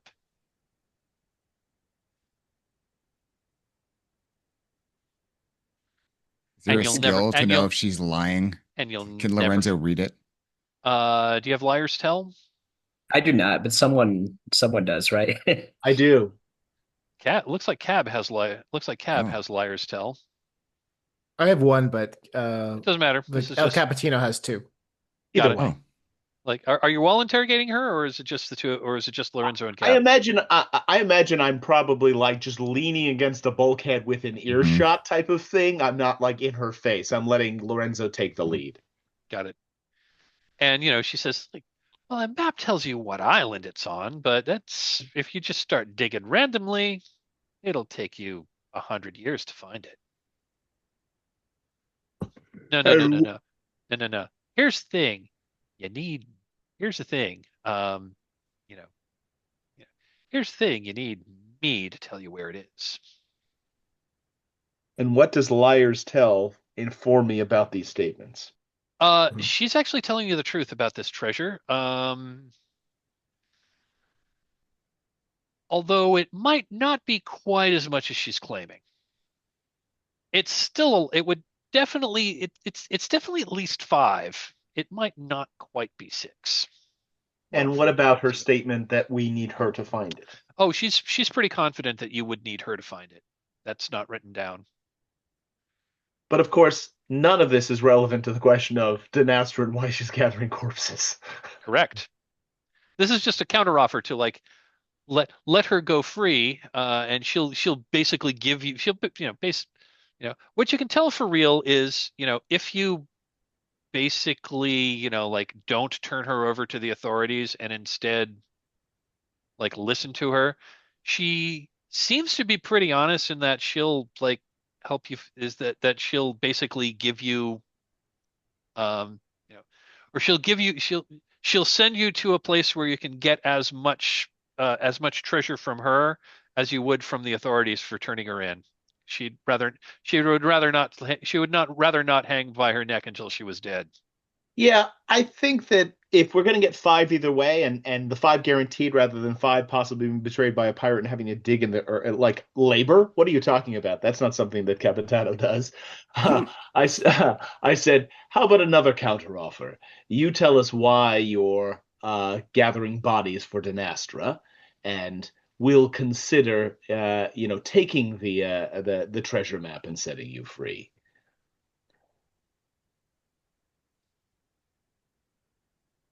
Hmm. um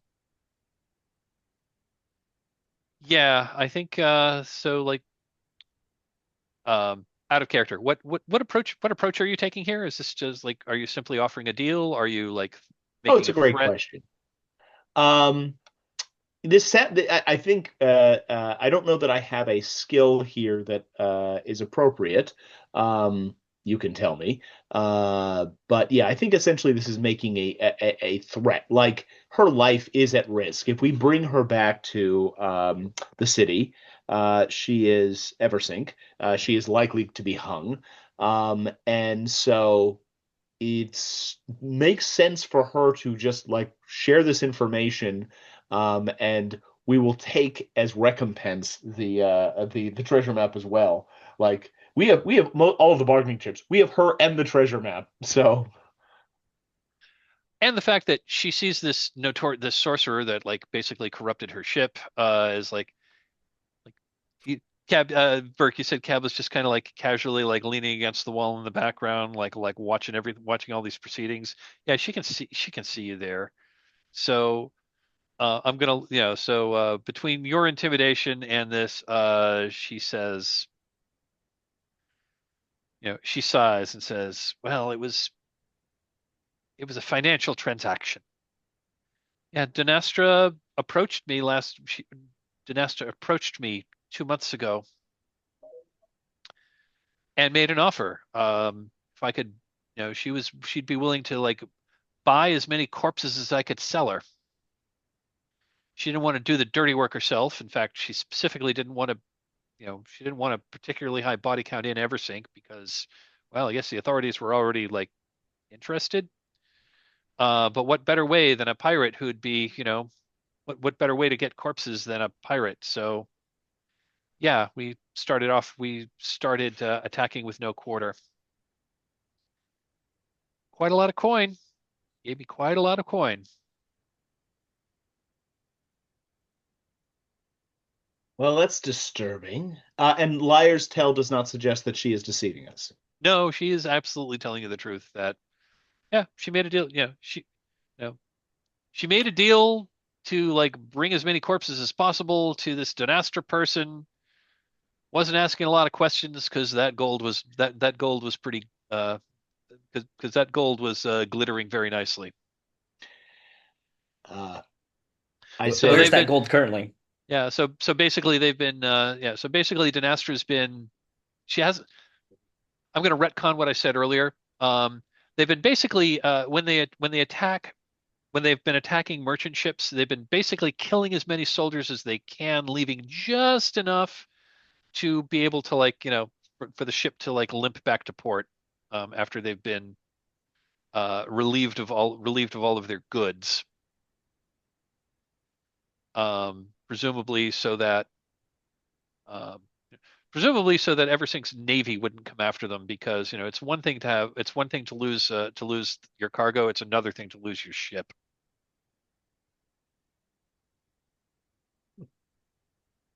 well, given that we have the information we were looking for, why don't you hand over that map and we'll make sure we set you free outside the walls of Eversink.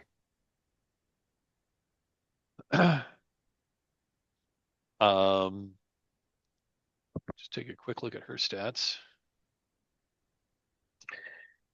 Or we could, and I turned to Cab, I suppose we could just put her back on that haunted ship with no crew, no sails, and no food, and see how far she gets before she's eaten by one of those ghosts.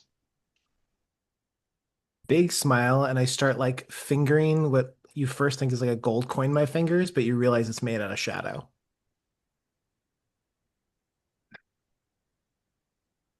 You know, she sighs deeply again. Says, "Fine."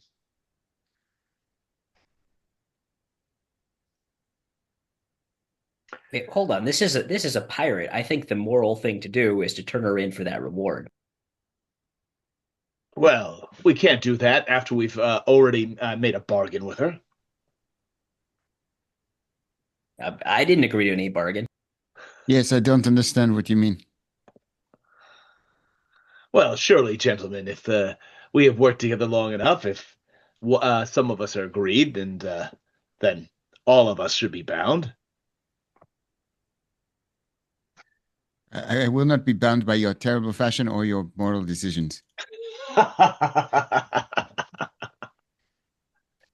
As you Just said because, yourselves, I mean, it's a chance at coin. She could be lying about it.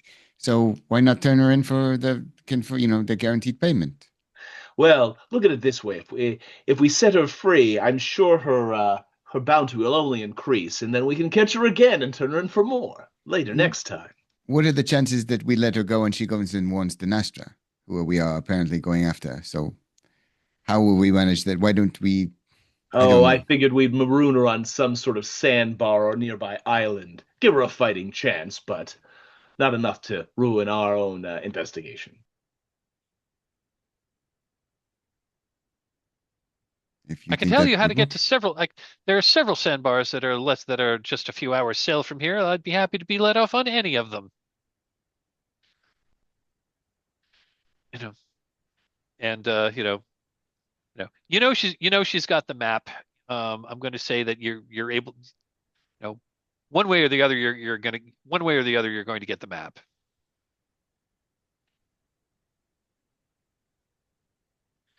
Um, so out of character, I don't know if you're, I don't know if you're saying, I don't know if you're like planning to turn her in anyway, if you're like trying to get her along. Um, just to move things forward, you've pretty much gotten the information that you're going to get out of her.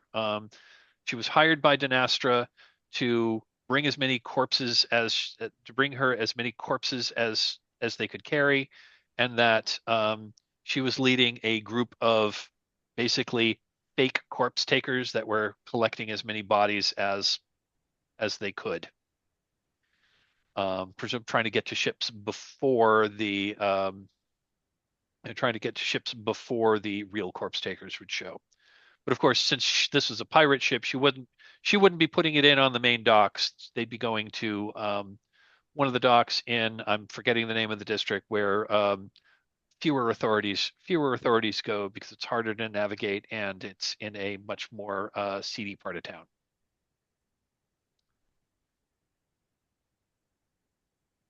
So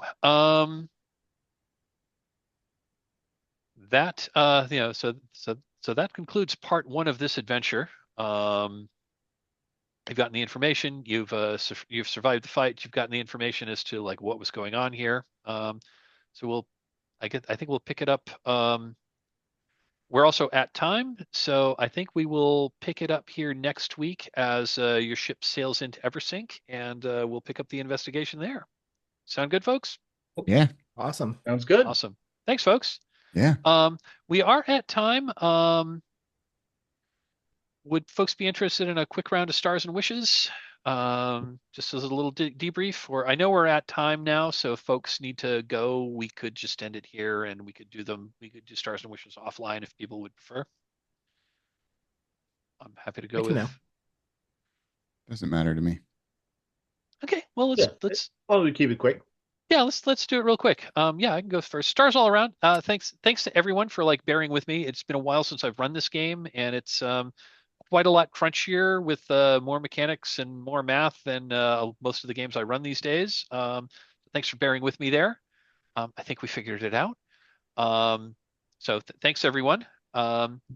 Hey, Vyrrk, oh my God, the description of your spell and then the description of the corruption it caused on the ship was spot on. Super creepy. Frickin' loved that. Adam, big star for you for how just for the general persona of Il Capitino. I'm totally getting this character. That was fan-freaking-tastic.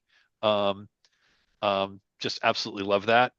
And Sean, ditto. Just like I'm so bored.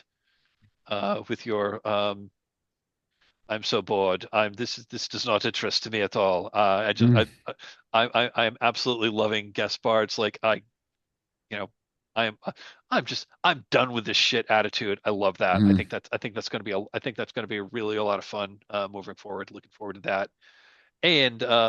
And yeah, Lorenzo, big star to you for your big star to you for the for not quite taking him out, but that great ranged attack on the swashbuckler or on the not the swashbuckler, the first mate of the pirates ship. That was just that was a super roll. Thanks for and your description of it was great. And yeah, just like Lorenzo seems like a pretty creepy guy, and I'm looking forward to like learning more about him. As for wishes, next time I'm hoping to get the pace a little more and us able to like get a little more done. So yeah, that's my wish for next time is to like increase the pace and like get more adventure in our allotted time. Let's go clockwise around. Vyrrk, do you have any stars or wishes? Yeah, actually, I had stars across the board of everyone just playing their characters. I thought everyone was super interesting. I was super fascinated with how everyone portrayed them. I loved it. Having worked with French people for 4 years, I think Sean has really nailed it. Forgive me if I start having flashbacks, but I'll get through it. No, honestly, it was great. I thought it was a really good time. I look forward to learning more of the system, just to kind of get my grip better on what's happening. But I do think I like it, and it's a ton of fun. I'm looking forward to see where it goes. Awesome, thanks. Any wishes? I'm just hoping that we can get more done. We can be awesome, on time and cut through more stuff. I'm totally in. Awesome, cool. Adam, any stars and wishes? Well, you both stole both of mine, so I don't know where to go here. Like, yeah, no, it was a ton of fun. Loved everyone really leaning into the characters, love voices and description, so that was great. And again, I think we all recognize the pacing was a little slow this first time, and that's fine. Like, we're just getting to grips with some of the mechanical bits. I think this is a system which has some interesting bits to it, largely in terms of how spends can influence the setting. I don't particularly care if all of the numbers add up so that we knock out the mook or not. Like, if that doesn't get exactly tallied perfectly, I'm ambivalent if or even like I don't care at all. So I would say I'm much more interested in how we're sort of continuing to move forward, whether that's failing forward or not. Yep. But yeah, it was a great first session, very colorful. Cool, thank you. Sean, any stars or wishes? Yeah, stars all around for everybody role playing, especially to Adam for picking up immediately, like on the relationship, I feel like, between Marmagna and Gaspard, like bored but challenging. So I really appreciate that. Um, and yeah, like Vyrrk, your obviously spell description is great. I would say for wishes, like everyone else, pacing, we'll see that improve, I think. Um, and then I'm just really curious to see kind of Eversink in action. I understand it's quite a lively setting. So that's definitely something I'm interested in. And just seeing the mechanics a little bit more, which we'll see. That's all for me. Awesome. Eliot, do you want to bring us home? Yeah, I think folks have covered it. Stars are all around for getting things rolling, everyone playing their characters. In as far as wishes go, I think folks have said it. Just seeing more of this system in action, picking up the pacing, and getting some of those investigative skills in action. Cool. Hey, fantastic, folks. This is a blast. And I'm going to stop the recording here.